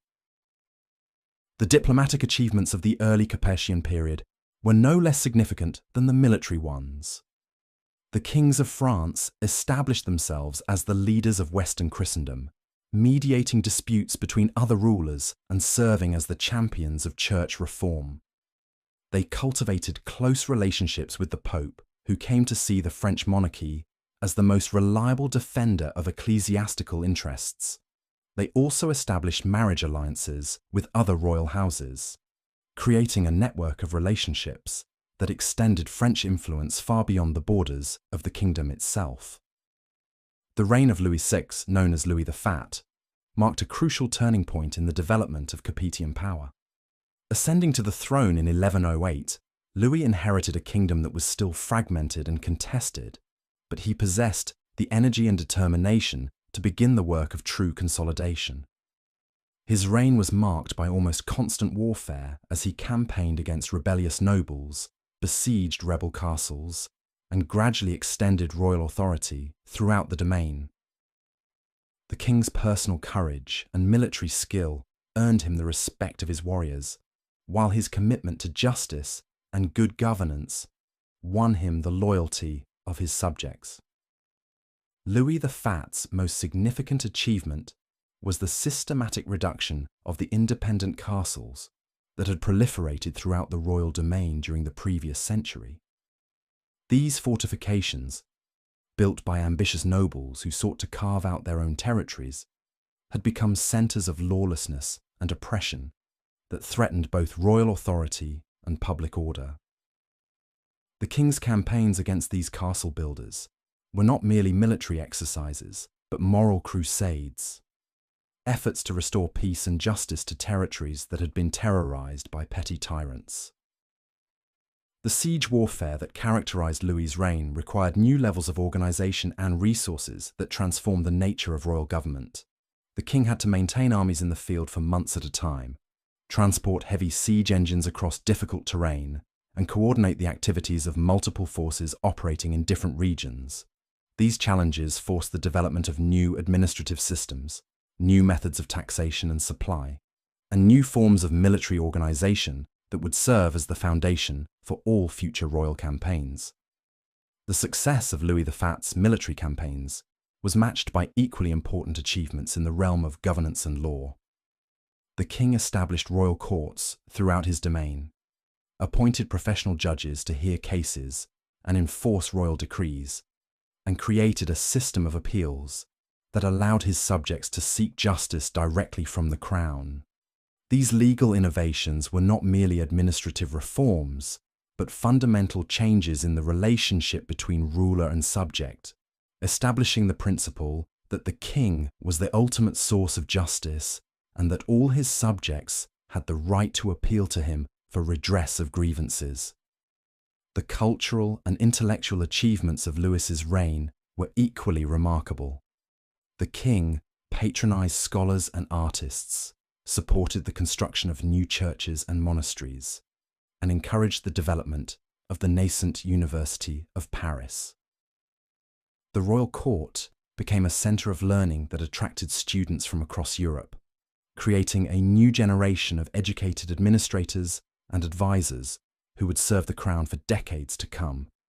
The intellectual ferment of this period produced new forms of literature, new approaches to theology and philosophy, and new understandings of the role of government in society.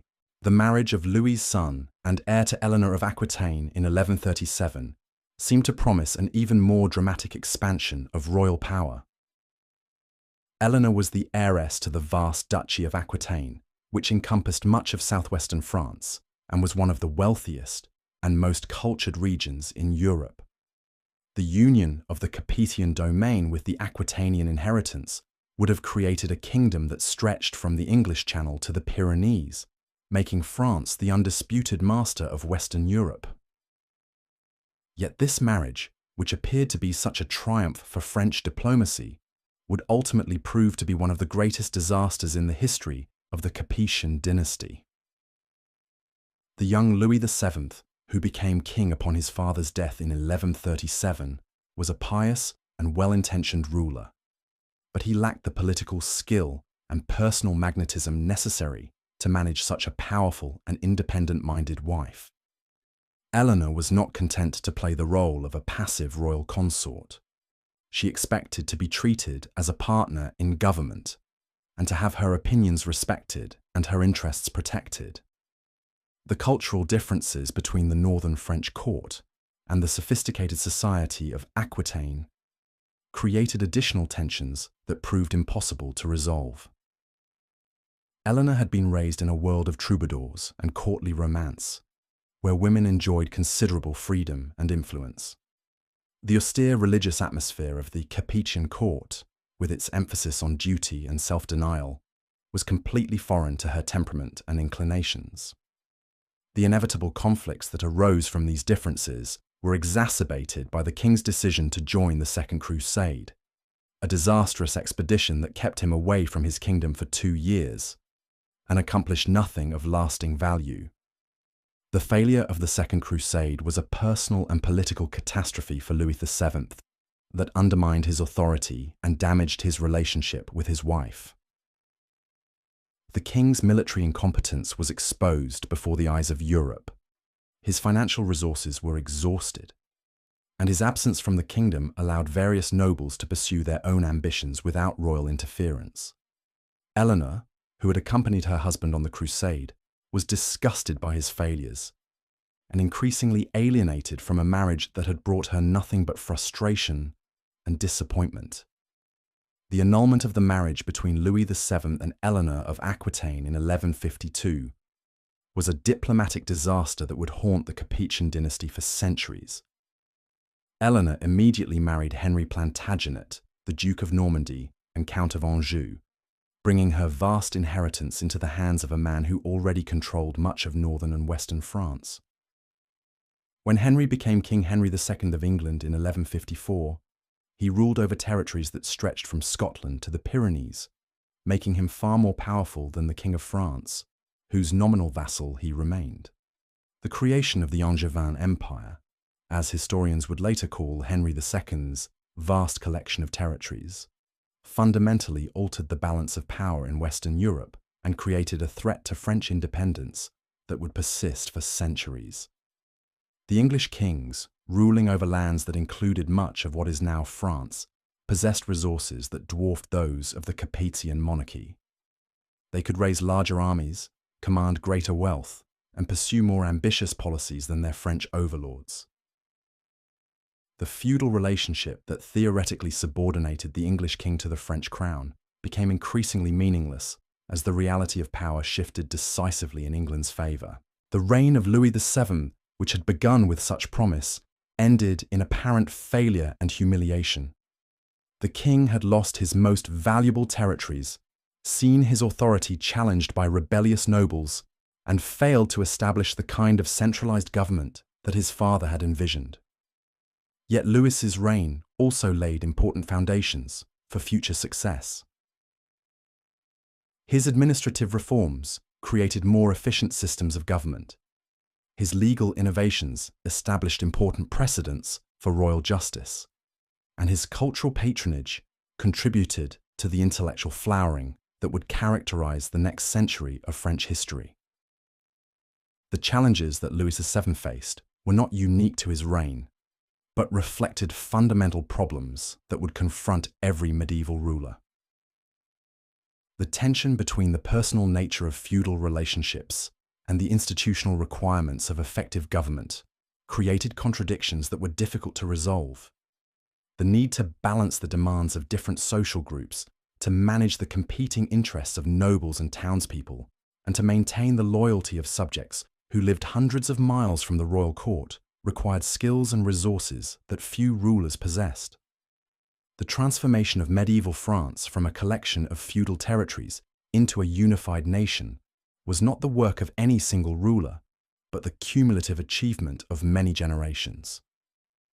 Each king contributed something to the process, whether through military conquest, administrative reform, cultural patronage, or diplomatic innovation. The failures were as important as the successes because they taught valuable lessons about the limits of royal power and the importance of adapting to changing circumstances.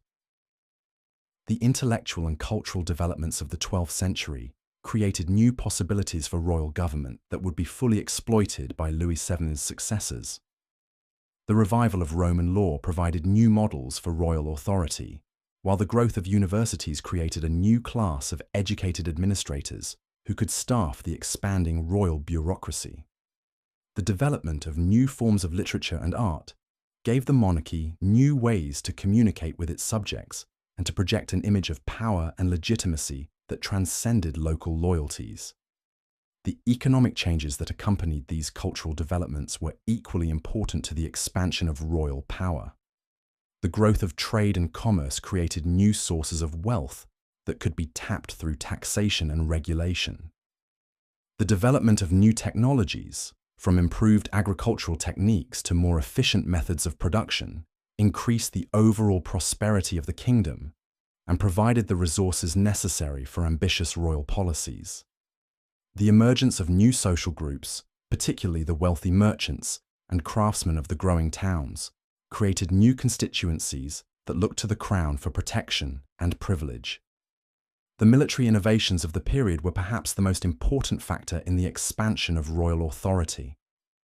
The development of new weapons and tactics, from the crossbow to the siege engine, gave royal armies decisive advantages over traditional feudal levies. The emergence of professional soldiers, who fought for pay rather than feudal obligation, created military forces that were more reliable and more effective than the amateur warriors who had dominated earlier conflicts. The construction of new fortifications, designed to take advantage of the latest military technologies, gave the monarchy strategic advantages that could be used to control rebellious territories. The diplomatic achievements of the 12th century were no less significant than the military ones. The French kings established themselves as the leaders of Western Christendom, mediating disputes between other rulers and serving as the champions of church reform. They cultivated relationships with the Pope, who came to see the French monarchy as the most reliable defender of ecclesiastical interests. They also established marriage alliances with other royal houses, creating networks of relationships that extended French influence far beyond the borders of the kingdom itself. The reign of Louis VII ended in 1180 with the accession of his son, Philip Augustus, a young man who possessed all the qualities that his father had lacked. Philip was ambitious, ruthless, and politically astute, with an intuitive understanding of the requirements of effective kingship. He was also fortunate to come to the throne at a moment when the conditions were right for a dramatic expansion of royal power. The Angevin Empire was beginning to show signs of strain. The church was entering a period of reform and renewal, and the growing prosperity of the kingdom provided the resources necessary for ambitious policies. The stage was set for one of the most remarkable reigns in French history. A quarter-century of almost constant warfare and political maneuvering that would transform the kingdom from a second-rate power into the dominant force in Western Europe. Philip Augustus would prove to be the greatest of the Capetian Kings, the ruler who would finally realize the potential that had been building for 2 centuries. His reign would witness the collapse of the Angevin Empire, the expansion of royal authority throughout France, and the establishment of the monarchy as the unquestioned leader of European politics. The young king who ascended the throne in 1180 inherited not just a kingdom, but a destiny. The patient work of his predecessors had created the conditions for greatness, and Philip Augustus possessed the vision and determination to seize the opportunity that history had presented. The next chapter in the story of medieval France would be written in blood and gold, in the clash of armies and the whispered negotiations of diplomatic conferences, in the construction of cathedrals and the composition of epic poems that would celebrate the achievements of the greatest age in French history. The transformation that was about to begin would not be limited to France alone, but would reshape the entire balance of power in medieval Europe. The kingdom that had emerged from the ruins of Charlemagne's empire would finally claim its rightful place as the successor to Rome, the leader of Christian civilization, and the model for all future European monarchies. The age of French greatness was about to dawn, and its light would illuminate the medieval world for centuries to come. The year 1180 marked not just a change of rulers, but the beginning of a revolution that would echo through the centuries. Philip Augustus, barely 15 years old when he assumed the throne, possessed something that had been absent from French kingship for generations: the cold calculation of a master strategist, combined with the burning ambition of a conqueror. Where his father Louis VII had been pious and cautious, Philip was ruthless and opportunistic. Where Louis had sought to preserve what he had inherited, Philip hungered to expand it beyond all recognition. The young king's first challenge came not from foreign enemies, but from within his own kingdom, where the great nobles had grown comfortable with royal weakness and saw the accession of a teenage king as an opportunity to further erode central authority. The Count of Flanders, the Duke of Burgundy, and most dangerously, Henry II of England, all began to test the resolve of the new monarch. They probed his defences, challenged his decisions, and waited for signs of the weakness that had characterized his father's reign. But Philip Augustus was not his father. When rebellious nobles thought they could manipulate the young king, they discovered a ruler who understood power in ways that would have shocked the pious Louis VII. Philip had studied the failures of his predecessors and learned from their mistakes. He knew that in a world where might made right, survival depended not on moral authority, but on the ability to inspire fear in one's enemies and loyalty in one's followers. The royal court that Philip assembled around him reflected this new understanding of kingship. Gone were the scholarly debates and theological discussions that had characterized his father's reign. In their place came hard-headed administrators who understood that government was about results, not intentions. Men like Guillaume le Maréchal and Barthélemy de Roye brought to the royal service a combination of practical experience and ruthless efficiency that would transform the machinery of French government. The king's first major test came in 1181, when Philip of Alsace, Count of Flanders, attempted to dictate terms to the young monarch. The count had been regent during Philip's minority and apparently expected to continue wielding influence over royal policy. His demands were breathtaking in their arrogance, He wanted control over key royal fortresses, the right to approve royal marriages, and effective veto power over major policy decisions. Any previous Capetian king might have negotiated, compromised, or sought to appease such a powerful noble. Philip Augustus chose war. The campaign that followed was a masterpiece of medieval statecraft, demonstrating the young king's understanding that victory required more than military prowess. Philip carefully isolated the Count of Flanders, using a combination of bribes, threats, and diplomatic pressure to prevent other nobles from joining the rebellion. He cultivated relationships with the Count's own vassals, many of whom had grown weary of their lord's domineering behaviour. Most importantly, he moved with such speed and decisiveness that his enemies were caught off guard, unable to organise effective resistance. The Siege of Boves in 1185 marked the definitive end of the Flemish rebellion and announced to Europe that a new kind of king ruled in France. Philip's forces surrounded the fortress with a professionalism that recalled the great campaigns of Charlemagne, using advanced siege techniques and coordinated attacks that overwhelmed the defenders. When the castle finally fell, Philip's treatment of the garrison was calculated to send a message: mercy for those who submitted quickly, but destruction for those who resisted royal authority. The victory over Flanders was significant not just for its immediate military consequences, but for what it revealed about Philip's approach to kingship.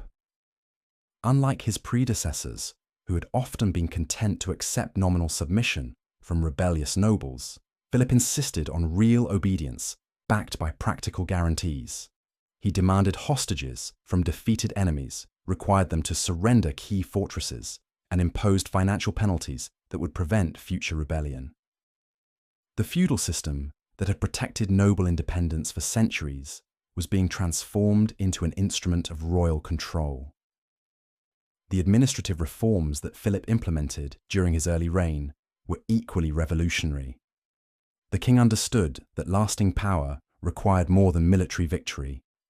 It demanded the creation of institutional structures that could function effectively even when the monarch was absent or distracted.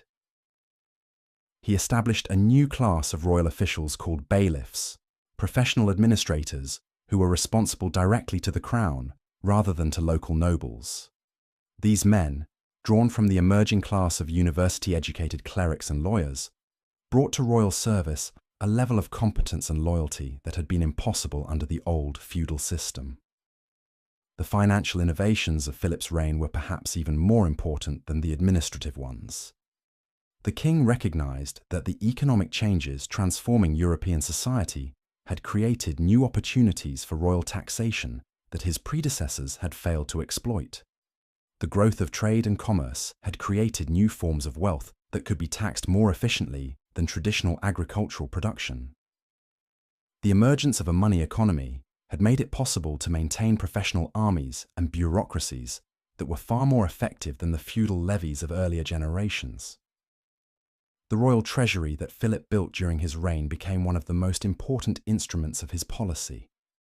Unlike his predecessors, who had often been forced to rely on the generosity of their nobles for financing major undertakings, Philip possessed independent sources of revenue that gave him unprecedented freedom of action. He could hire mercenaries when feudal levies proved inadequate, purchase the loyalty of potential allies, and undertake building projects that enhance both royal prestige and practical power. The cultural transformation of the French court under Philip Augustus was no less significant than the political and administrative changes.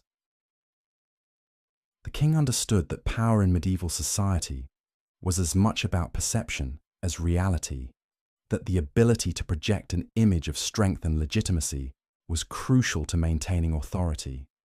He invested heavily in the construction of new royal palaces, the patronage of scholars and artists, and the development of court ceremonies that emphasized the sacred nature of royal authority. The fortress of the Louvre, which Philip began constructing in 1190, exemplified this new approach to royal power. The massive stone structure was designed not just as a military stronghold, but as a symbol of royal authority that could be seen from across the city of Paris. Its towers rose above the surrounding buildings like stone proclamations of royal supremacy, while its walls enclosed treasuries and armories that demonstrated the king's practical resources. The fortress was both functional and symbolic, serving the dual purpose of protecting the royal person and projecting royal power. The expansion of Paris under Philip's rule reflected broader changes in the nature of medieval government. The city grew from a modest town clustered around the royal island to a major European metropolis that rivaled Rome and Constantinople in size and importance. The king's investments in urban infrastructure, from new bridges and roads to improved water supplies and market facilities, transformed Paris into a magnet for merchants, scholars, and craftsmen from across Europe. The prosperity that resulted from this growth provided the crown with new sources of revenue and political support. The University of Paris, which received royal charter and protection during Philip's reign, became one of the most important centres of learning in medieval Europe. The king understood that intellectual achievement was as important as military victory in establishing the prestige of his kingdom. He attracted scholars from across Christendom, providing them with the resources and protection necessary for their work. The theological and philosophical innovations that emerged from the university helped to establish France as the intellectual leader of medieval Europe. The military innovations of Philip's reign were equally significant. The king was among the first European rulers to understand the implications of new military technologies for the conduct of warfare. He invested heavily in the development of siege engines, crossbows, and other weapons that could breach the walls of enemy fortresses. He also pioneered new tactical approaches that emphasized coordination between different types of forces and the systematic reduction of enemy strongholds, rather than the dramatic but often inconclusive battles that had characterized earlier conflicts. The professional army that Philip created during his reign was fundamentally different from the feudal levies that had dominated medieval warfare for centuries. These men fought for pay rather than feudal obligation, served for extended periods rather than the traditional 40 days, and were trained in the latest military techniques rather than relying on individual prowess. The result was a military force that was more reliable, more effective, and more directly under royal control than anything that had existed in medieval Europe. The diplomatic achievements of Philip's early reign were no less impressive than his military and administrative accomplishments. The king understood that the complex web of relationships that connected medieval European rulers required careful management and constant attention. He cultivated alliances with rulers who shared his interests, exploited the rivalries between his enemies, and used a combination of marriage negotiations, trade agreements, and military threats to advance French interests across the continent. The relationship between Philip Augustus and the Angevin Empire that controlled much of what is now France was the defining challenge of his reign. Henry II of England, who ruled over territories that stretched from Scotland to the Pyrenees, possessed resources that dwarfed those of the French crown. Yet Philip understood that the very size of the Angevin Empire was also its greatest weakness. The territories were scattered, the populations were diverse, and the administrative challenges were enormous. A patient and skillful opponent could exploit these vulnerabilities to bring down even the mightiest empire. The death of Henry II in 1189 and the succession of his son, Richard the Lionheart, created new opportunities for French policy. Richard was a magnificent warrior, but a poor administrator, more interested in crusading adventures than in the careful management of his vast inheritance. His prolonged absence from his territories during the Third Crusade left them vulnerable to the kind of systematic pressure that Philip Augustus was uniquely qualified to apply. The Third Crusade, which began in 1189, was ostensibly a joint enterprise between the kings of France and England, but it quickly became a competition between two very different approaches to leadership.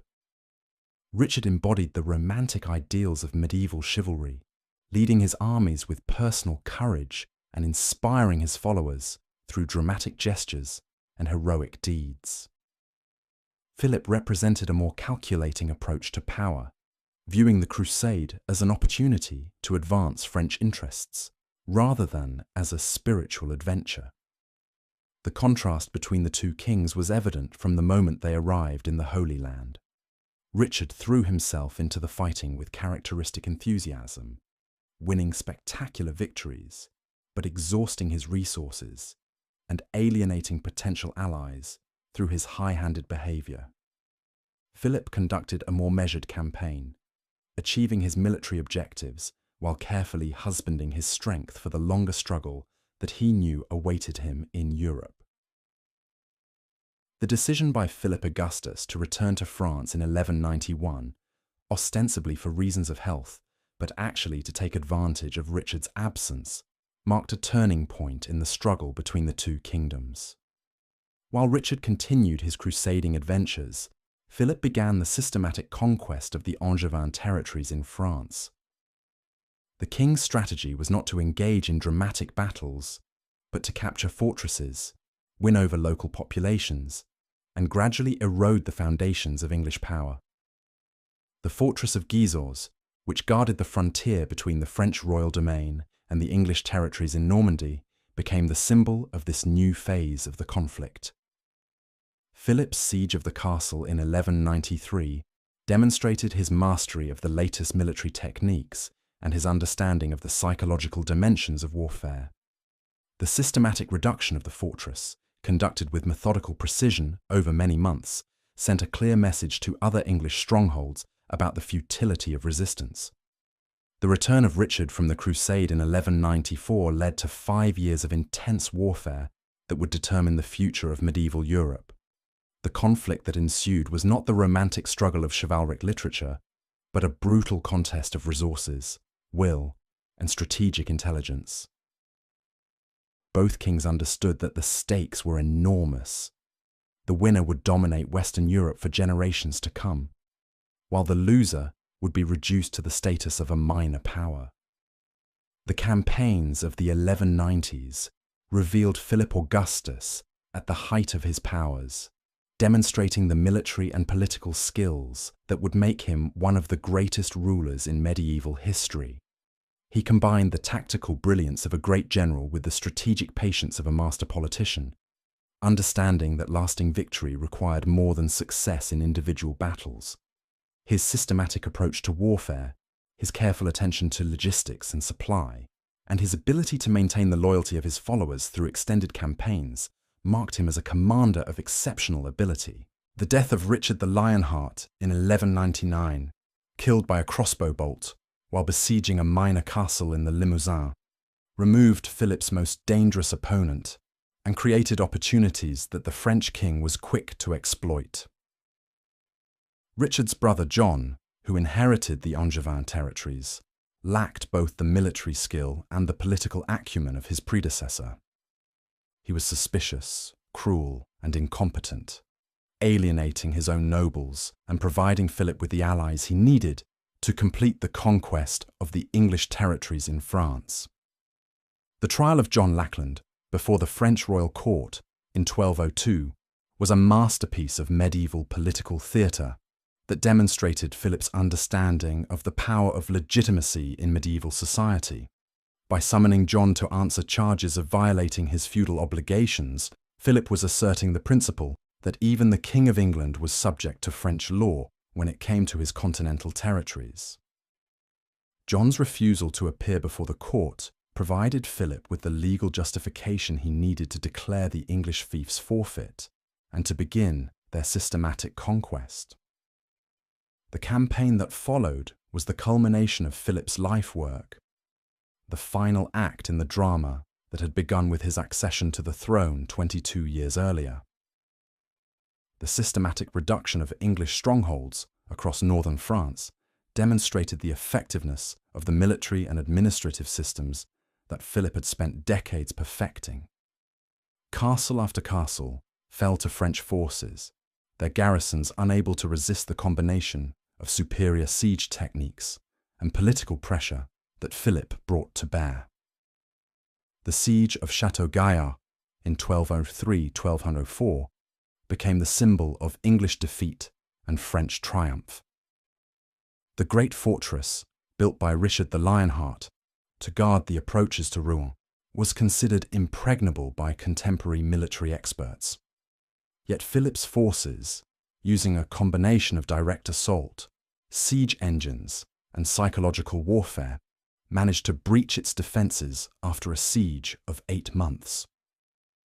The fall of Château Gaillard opened the way to Rouen and the conquest of Normandy, the heartland of the Angevin Empire. The capture of Rouen in 1204 marked the effective end of English power in northern France and the beginning of a new era in European politics. The city that had been the capital of the Norman dukes for centuries now acknowledged the sovereignty of the French crown. The territories that had been lost through the marriage of Eleanor of Aquitaine were finally restored to royal control. The Angevin Empire, which had seemed so formidable just a few years earlier, had collapsed like a house of cards. The transformation of Philip Augustus from a teenage king ruling over a modest domain to the master of the greatest kingdom in Western Europe was complete.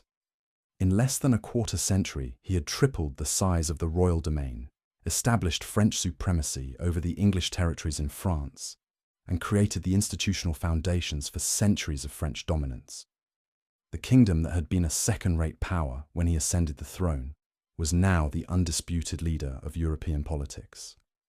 Yet Philip's greatest triumph was still to come.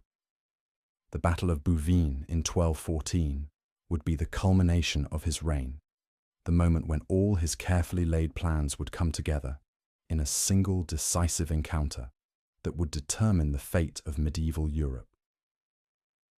The alliance that had formed against him, including the Holy Roman Emperor, the Count of Flanders, and King John of England, represented the greatest threat that any French king had ever faced. The outcome of the battle would determine not just the fate of the participants, but the future of European civilization itself. The stage was set for one of the most important battles in medieval history, a conflict that would test everything that Philip Augustus had built during his remarkable reign. The patient work of decades, the careful accumulation of power, the systematic development of new forms of government and warfare, all would be put to the ultimate test on the plains of Flanders. The fate of France, and perhaps of medieval Europe itself, would be decided in a single afternoon of combat that would echo through the centuries. The sun rose on July 27th, 1214, over fields that would soon be consecrated with the blood of kings and peasants alike.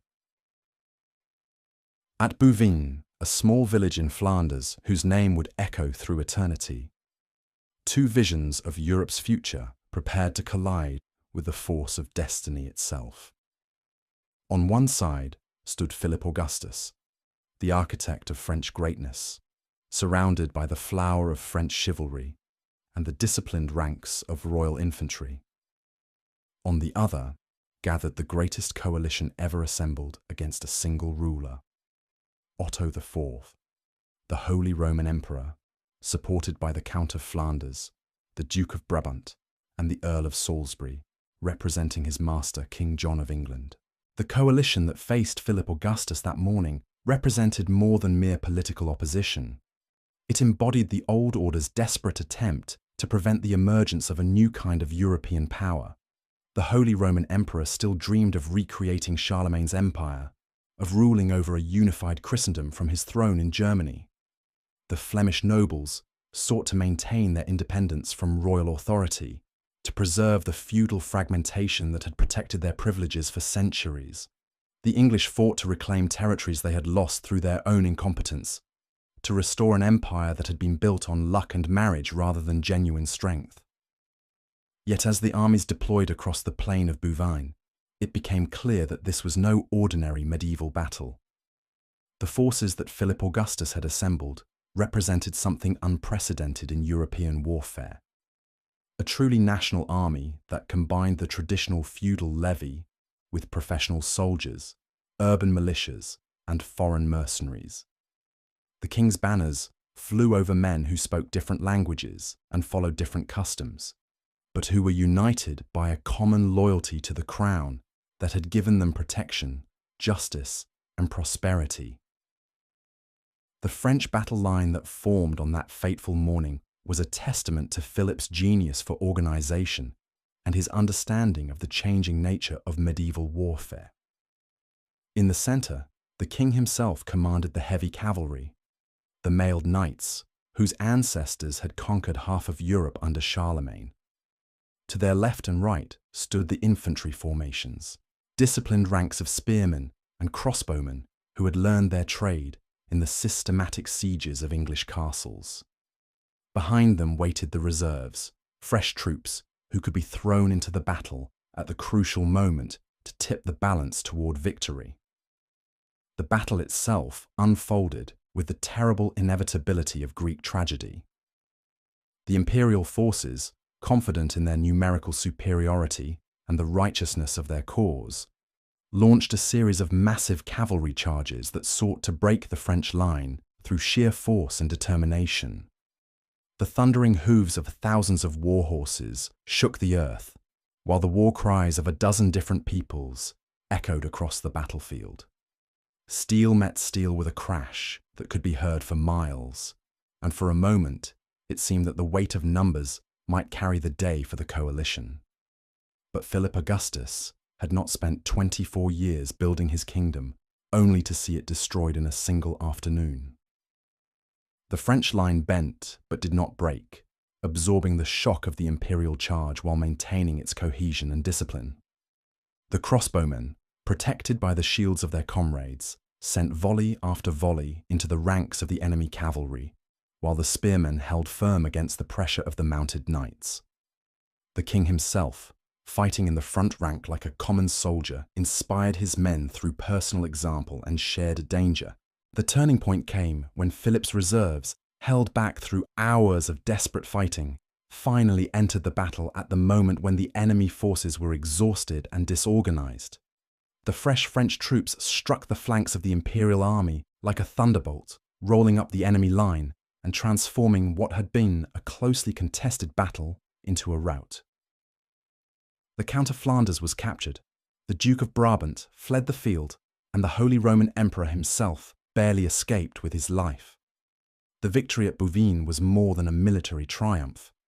It was a vindication of everything that Philip Augustus had worked to achieve during his reign. The feudal fragmentation that had characterized medieval Europe for centuries had been decisively defeated by a new form of royal authority that combined personal leadership with institutional power. The old dream of imperial unity under German leadership had been shattered, replaced by a new reality of French dominance that would shape European politics for generations to come. The immediate consequences of the battle were felt throughout Europe. In England, King John's defeat discredited his rule and led directly to the rebellion that would force him to sign Magna Carta the following year. In Germany, the Holy Roman Emperor's authority was fatally weakened, beginning the long decline that would eventually reduce the empire to a collection of competing principalities.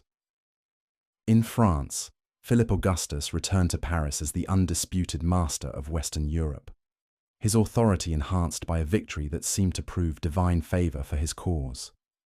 Yet the deeper significance of Bouvines lay not in its immediate political consequences, but in what it revealed about the transformation of medieval civilization.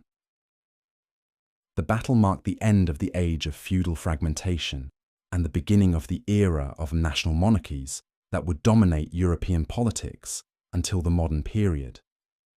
It demonstrated that the future belonged not to those who clung to ancient privileges and traditional authorities, but to those who could adapt to changing circumstances and create new forms of organization.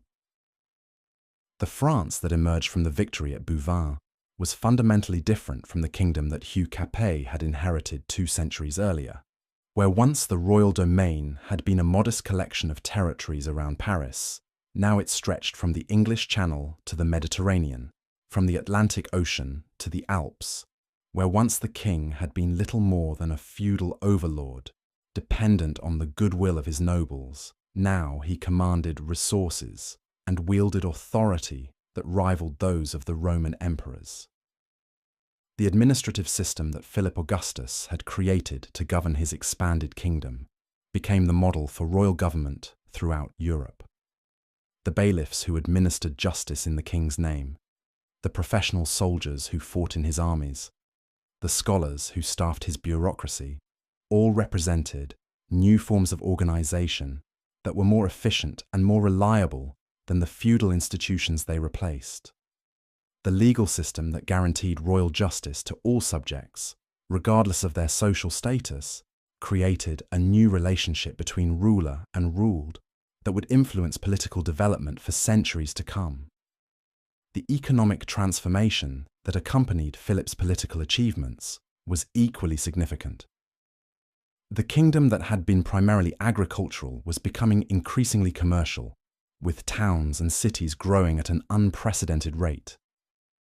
The royal domain, strategically located at the intersection of Europe's major trade routes, became a source of enormous wealth that funded the crown's military campaigns and building projects. The prosperity that resulted from political stability and royal protection created a new class of wealthy merchants and craftsmen who looked to the monarchy for leadership and guidance. The cultural renaissance that flourished under Philip's patronage established France as the intellectual centre of medieval Europe. The University of Paris became the most important centre of learning in the Christian world, attracting students from across the continent who came to study theology, philosophy, and law. The Gothic cathedrals that rose in cities throughout the kingdom represented not just architectural achievement, but spiritual aspiration, monuments to a civilization that had achieved unprecedented heights of artistic and intellectual accomplishment. The military innovations that had made Philip's victories possible continued to evolve throughout his reign, creating new forms of warfare that would influence military development for centuries. The systematic use of siege engines, the coordination of different types of forces, the development of professional armies, all represented advances that gave medieval warfare a new level of sophistication and effectiveness. The fortress-building program that Philip initiated created a network of royal strongholds that could control rebellious territories and defend against foreign invasion. The diplomatic achievements of Philip's reign were no less impressive than his military conquests. The king established France as the leader of European politics, mediating disputes between other rulers and serving as the champion of Christian civilization. His marriage alliances created networks of relationships that extended French influence far beyond the borders of the kingdom itself, while his diplomatic interventions shaped the course of European development in ways that would persist for generations. The death of Philip Augustus in 1223 marked the end of an era, but not the end of the transformation he had begun. His son, Louis VIII, though he reigned for only 3 years, continued his father's policies and extended royal authority even further.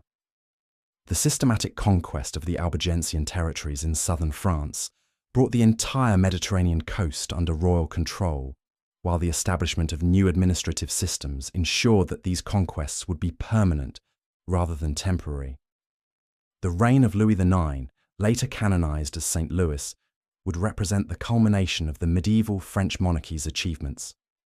The king who ruled from 1226 to 1270 embodied the highest ideals of medieval kingship while commanding resources and wielding authority that made him the most powerful ruler in Europe.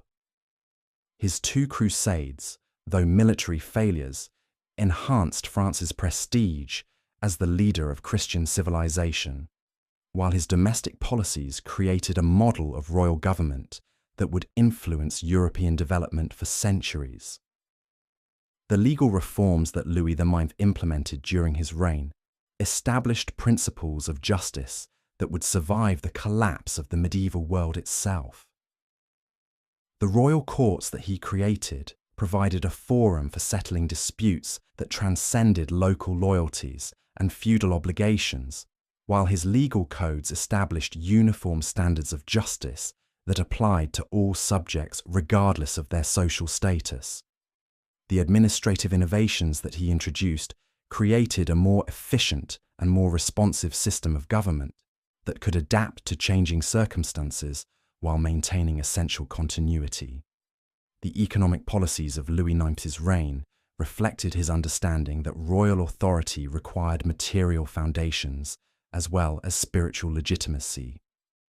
The king's regulation of trade and commerce created stable conditions for economic growth, while his monetary reforms established a currency system that facilitated exchange throughout the kingdom. The urban development that he encouraged created new centres of wealth and population that supported the expanding royal government while providing opportunities for social mobility. The cultural achievements of Louis IX's reign were equally remarkable. The king's patronage of learning and the arts created a flowering of intellectual and artistic activity that established France as the cultural centre of medieval Europe. The Sainte-Chapelle, built to house the crown of thorns and other sacred relics, became a symbol of royal piety and artistic achievement that inspired imitation throughout the Christian world. The scholarly activity that flourished under royal protection produced new forms of theological and philosophical thought that would influence European intellectual development for centuries. The military campaigns that Louis IX conducted during his reign demonstrated both the power and the limitations of medieval French monarchy. The king's Crusades, though they ended in failure and death, revealed the extraordinary resources that the French crown could mobilize for distant campaigns. The domestic conflicts that he resolved through negotiation and compromise showed his understanding that lasting peace required more than military victory. The fortress-building program that he continued created a defensive network that would protect the kingdom against foreign invasion for generations. The reign of Philip III, who succeeded his father in 1270, marked the beginning of a new phase in French royal development. The king who ruled until 1285 inherited a kingdom that had reached the height of its medieval power, but he also faced new challenges that would test the institutional foundations that his predecessors had created. The Aragonese Crusade, launched at papal request, demonstrated the dangers of allowing religious obligations to override political calculations, while the continuing conflicts with English possessions in southwestern France revealed the persistent nature of territorial disputes. The transformation of medieval France from a collection of feudal territories into a unified nation was not complete with the death of Philip III, but the essential foundations had been laid.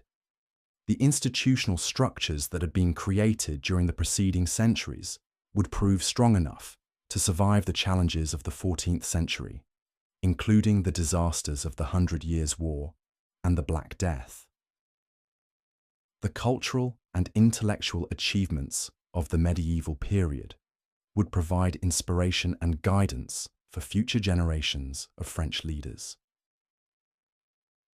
The story of medieval France's rise to greatness was not just the story of individual rulers and their achievements, but the story of a civilization that had learned to balance competing demands and reconcile conflicting interests. The feudal system that had emerged from the ruins of Charlemagne's empire had been transformed into something new and unprecedented. A national monarchy that combined personal leadership with institutional authority, military power with cultural achievement, territorial expansion with administrative efficiency. The legacy of medieval France would extend far beyond the borders of the kingdom itself, influencing the development of European civilization in ways that would persist long after the medieval period had ended. The legal principles that had been established during the reign of Philip Augustus and his successors would provide the foundation for modern European law, while the administrative innovations that had been developed to govern the expanding kingdom would influence governmental development throughout the continent. The cultural achievements of medieval France would prove equally enduring. The Gothic cathedrals that rose during the 12th and 13th centuries would inspire architectural development for centuries to come, while the intellectual traditions that flourished at the University of Paris would influence European thought throughout the modern period. The literary traditions that emerged during the medieval period would provide the foundation for French cultural identity, while the artistic innovations that were developed under royal patronage would influence European art for generations. The military innovations that had made French victories possible would continue to evolve throughout the medieval period, creating new forms of warfare that would influence military development for centuries. The systematic use of siege engines, the coordination of different types of forces, the development of professional armies, all represented advances that would be copied and adapted by other European powers. The fortress-building programs that had been initiated during the reign of Philip Augustus would continue to shape the strategic landscape of Europe for generations to come. The diplomatic achievements of medieval France would establish patterns of international relations that would influence European politics for centuries. The marriage alliances that had been negotiated to extend French influence would create networks of relationships that would shape European development long after the medieval period had ended. The diplomatic innovations that had been developed to manage complex international relationships would provide models for future European diplomacy. As the 13th century drew to a close, the kingdom that had emerged from the patient work of the Capetian dynasty stood as the greatest power in medieval Europe. The transformation that had begun with Hugh Capet's election in 987 had created something unprecedented in European history. A unified nation that combined territorial extent with administrative efficiency, military power with cultural achievement, royal authority with popular loyalty. The France that would enter the 14th century was ready to face whatever challenges the future might bring, secure in the knowledge that it had created institutions and traditions that would endure for centuries to come. The foundations of French greatness had been laid through the accumulated efforts of generations of rulers who had understood that lasting power required more than military conquest or political manipulation. It demanded the creation of institutions that could survive individual rulers, traditions that could inspire popular loyalty, and achievements that could command international respect. The medieval French monarchy had succeeded in creating all of these things, establishing a legacy that would influence European development for centuries to come. The story of medieval France's rise to greatness was far from over as the 13th century ended, but the essential chapters had been written. The kingdom that would face the challenges of the 14th century possessed the institutional strength, cultural vitality, and popular support necessary to overcome whatever obstacles might arise. The patient work of the Capetian dynasty had created something that would endure, a French nation that would play a central role in European civilization for centuries to come. The golden age that had been centuries in the making was about to face its greatest test. As the 14th century dawned, the kingdom that Philip Augustus had forged and Louis IX had sanctified stood at the pinnacle of European power. Yet beneath the surface of this magnificent achievement, forces were stirring that would challenge everything the Capetian dynasty had built. The very success of the French monarchy had created new problems that traditional solutions could not address, while the changing nature of European society was generating pressures that would test the limits of medieval institutions. Philip IV, known to history as Philip the Fair, ascended to the throne in 1285 with all the confidence of a ruler who had inherited the greatest kingdom in Christendom. Tall, handsome, and possessed of an almost supernatural charisma, he seemed the perfect embodiment of royal authority. Yet beneath his impressive exterior lay a mind that was both brilliant and dangerous, capable of innovations that would revolutionize European politics, while simultaneously undermining the very foundations of medieval civilization. His reign would witness triumphs that surpassed even those of his illustrious predecessors, but it would also see the beginning of conflicts that would haunt France for generations to come. The first sign of the challenges that lay ahead came in Philip's confrontation with Pope Boniface VIII, a conflict that would fundamentally alter the relationship between secular and spiritual authority in medieval Europe. The dispute began over the seemingly mundane issue of taxation of the clergy, but it quickly escalated into a battle for supremacy that would determine whether the future belonged to national monarchies or to the universal church. When Boniface issued the bull Unam Sanctum, declaring that submission to the Pope was necessary for salvation, Philip's response was swift and devastating. His agents seized the Pope at Anagni, subjecting the Holy Father to treatment that shocked the Christian world and demonstrated that even the Vicar of Christ was not beyond the reach of royal power. The humiliation of Boniface VIII marked the end of an era in European politics. For centuries, the Pope had been the ultimate arbiter of disputes between Christian rulers, the guardian of moral authority that transcended national boundaries. Now, suddenly, that authority had been challenged successfully by a secular monarch who claimed that his kingdom's interests took precedence over universal Christian unity. The implications of this victory would reverberate throughout the medieval world, as other rulers recognized that the balance of power between church and state had shifted decisively in favor of royal authority. The transfer of the papal court to Avignon in 1309 completed Philip's triumph over the church, creating what contemporaries called the Babylonian captivity of the papacy. For nearly 70 years, the successors of St. Peter would reside not in Rome but in a French city, surrounded by French influences and subject to French pressure. The papacy that had once claimed dominion over all Christian rulers was now effectively a department of the French royal government, its policies shaped by the needs of the French monarchy rather than the spiritual welfare of universal Christendom. Yet even as Philip the Fair was achieving these spectacular victories over his enemies, he was also creating new problems that would plague his successors for generations. The expansion of royal authority that had made France the greatest power in Europe had also created a governmental system of unprecedented complexity and expense. The bureaucracy that administered the kingdom required enormous resources. The professional army that defended it demanded constant funding, and the ambitious building projects that proclaimed royal greatness consumed vast amounts of treasure that the traditional sources of royal revenue could no longer provide. The financial crisis that emerged during Philip's reign was not merely a temporary difficulty, but a fundamental challenge to the entire structure of medieval monarchy.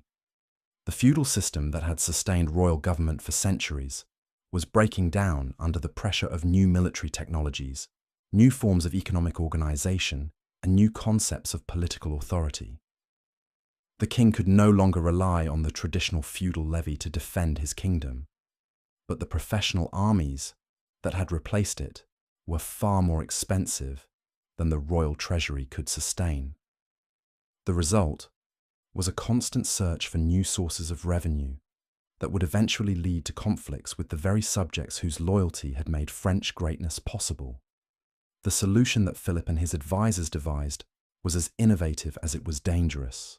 They would create new forms of taxation that could tap the growing wealth of French society, while simultaneously expanding royal authority into areas that had traditionally been beyond governmental control.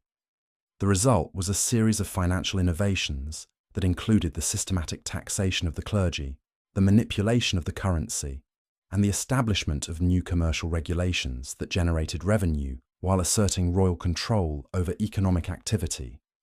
The most notorious of these innovations was the destruction of the Knights Templar, the military order that had become one of the wealthiest and most powerful institutions in medieval Europe.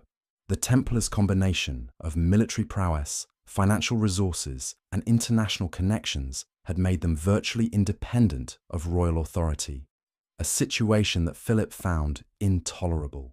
The charges of heresy and corruption that he brought against the order were almost certainly fabricated, but they provided the legal justification necessary to seize the Templars' vast wealth and eliminate a potential threat to royal supremacy. The trial of the Templars, which began in 1307, was a masterpiece of judicial manipulation that demonstrated Philip's understanding of the power of propaganda and legal procedure. The confessions extracted through torture, the dramatic public ceremonies, and the systematic destruction of the order's records all served to convince contemporary observers that the knights had indeed been guilty of the crimes charged against them. The burning of Jacques de Molay, the last Grand Master, in 1314, marked the end of an institution that had symbolized the international character of medieval Christianity, and the beginning of a new era in which national interests would take precedence over universal obligations. The wealth seized from the Templars provided temporary relief from the crown's financial difficulties, but it also set a dangerous precedent that would be followed by Philip's successors. The royal government had demonstrated that it possessed the power to destroy even the most powerful institutions when they conflicted with royal interests. But it had also shown that this power could be used for purely financial purposes rather than legitimate governmental objectives. The result was a climate of fear and uncertainty that would undermine the loyalty and confidence that had been the foundation of Capetian success. The administrative innovations of Philip's reign were equally revolutionary and equally problematic. The king's expansion of royal bureaucracy created a governmental system that was more efficient and more responsive than anything that had existed in medieval Europe, but it also created new forms of corruption and abuse that alienated the very subjects it was designed to serve. The royal officials, who administered justice in the king's name, often pursued their own interests rather than those of the crown, while the legal procedures that were supposed to guarantee fair treatment became instruments of oppression and exploitation. The economic policies that Philip implemented during his reign reflected his understanding that royal authority required material foundations, but they also demonstrated his willingness to sacrifice long-term stability for short-term advantage. The manipulation of the currency that he used to finance his military campaigns created inflation and economic uncertainty that damaged the prosperity of his subjects, while the commercial regulations that he imposed to generate revenue often hindered rather than helped the economic development that was essential to the kingdom's continued growth. The military achievements of Philip's reign were impressive by any standard, but they also revealed the limitations of the system that he had inherited from his predecessors. The conquest of Flanders demonstrated the power of French arms, but it also showed the enormous cost of maintaining professional armies in the field for extended periods. The campaigns against the English possessions in southwestern France were successful in expanding royal territory, but they also created new defensive obligations that would strain royal resources for generations to come. The cultural and intellectual achievements of Philip's reign were equally ambiguous. The king's patronage of learning and the arts created a flowering of intellectual activity that enhanced France's reputation as the cultural centre of Europe. But it also created new forms of thought that would ultimately challenge the foundations of royal authority. The lawyers and scholars who served the crown developed new theories of government that emphasized the power of secular rulers, but they also created intellectual frameworks that could be used to justify resistance to royal oppression. The death of Philip the Fair in 1314 marked the end of the greatest period of expansion in French royal history, but it also marked the beginning of a new era of challenges that would test everything the Capetian dynasty had built. The three sons who succeeded him in rapid succession would each face crises that revealed the fundamental weaknesses in the system of government that Philip had created. Louis VI, Philip V, and Charles IV would all struggle with the financial difficulties that their father had bequeathed to them, while also confronting new forms of opposition that challenged the very legitimacy of royal authority. The succession crisis that erupted with the death of Charles IV in 1328 would bring the Capetian dynasty to an end and usher in a new period of conflict that would test the very survival of the French kingdom.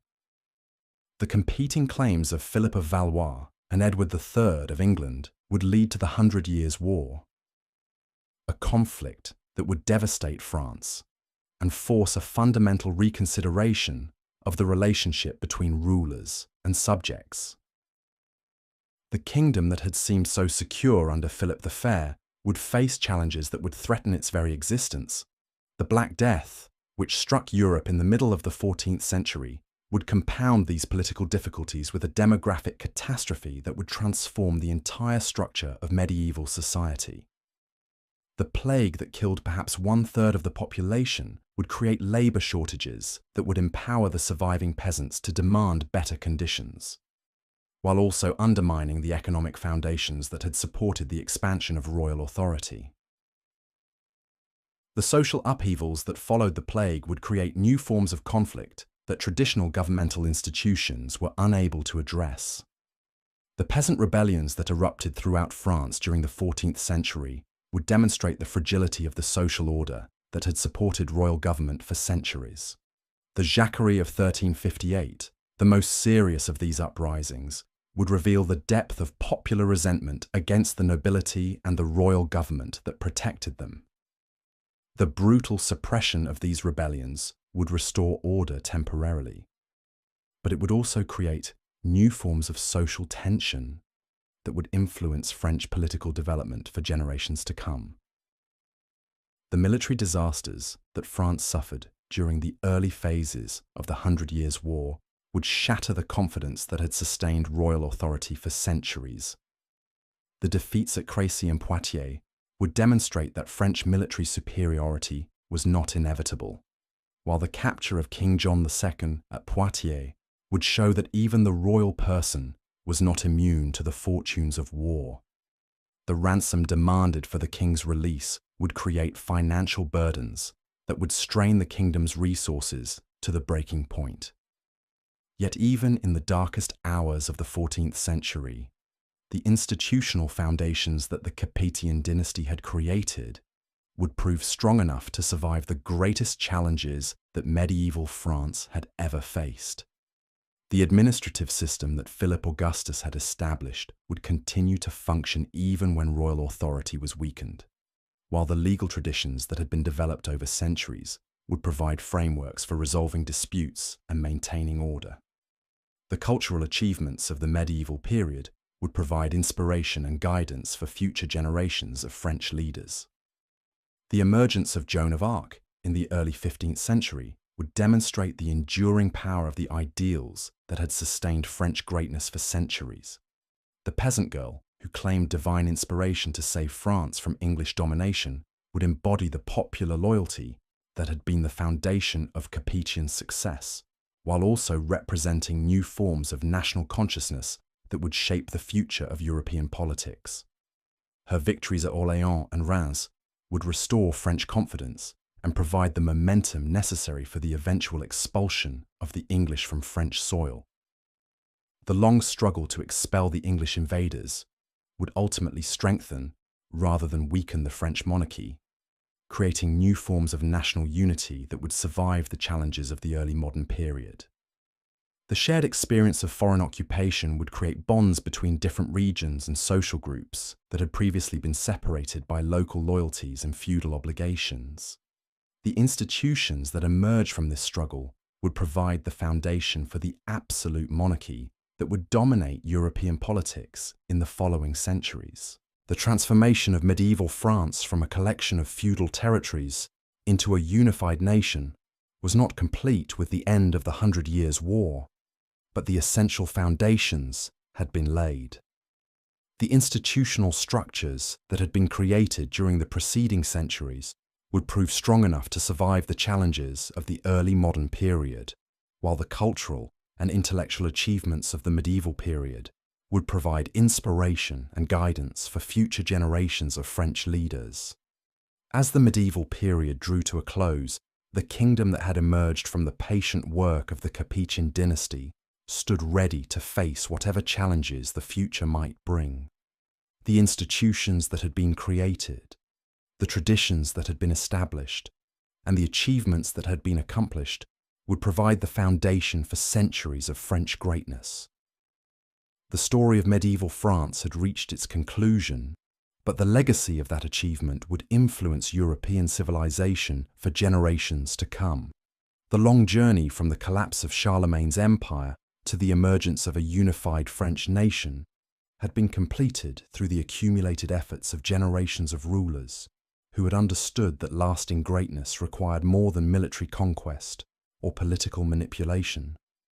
It demanded the creation of institutions that could survive individual rulers, traditions that could inspire popular loyalty, and achievements that could command international respect.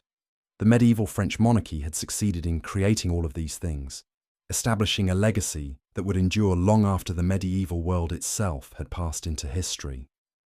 And so, as the bells of Notre Dame rang out across the sleeping city of Paris, as the last candles flickered in the windows of the Louvre, as the night settled over the kingdom that had been forged through centuries of struggle and sacrifice, the story of medieval France came to its end.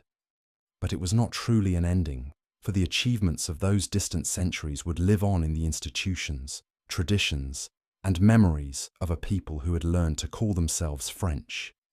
The long sleep of history was beginning, carrying with it the dreams and aspirations of a civilization that had dared to believe that human greatness was possible, that kingdoms could be built to last, and that the patient work of generations could create something truly eternal. In the silence that followed the last echoes of medieval greatness, the seeds of the modern world were already beginning to sprout, nourished by the rich soil of accumulated achievement and watered by the tears of those who had given their lives to make France great. The story was ending, but the dream would continue, passing from generation to generation like a sacred flame that could never be extinguished. And in that continuity, in that unbroken chain of memory and aspiration, lay the true immortality of medieval France.